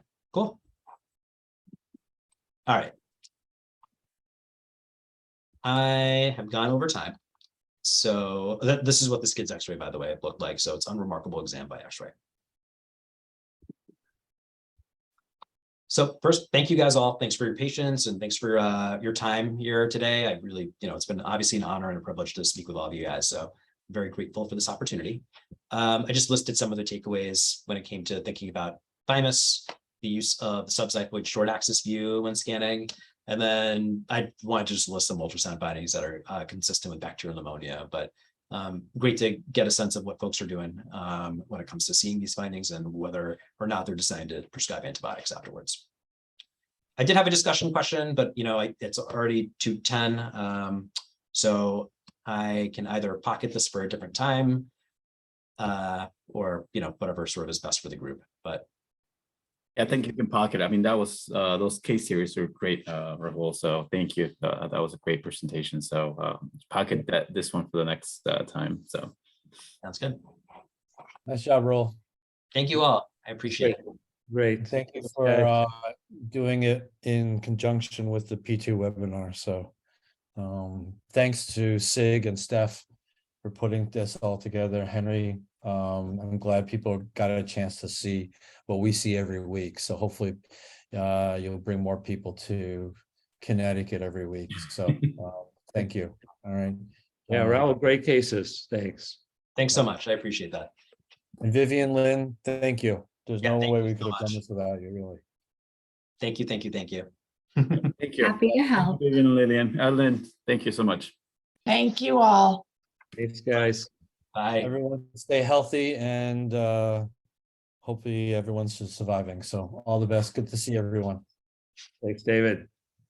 Take care. Bye-bye. Bye.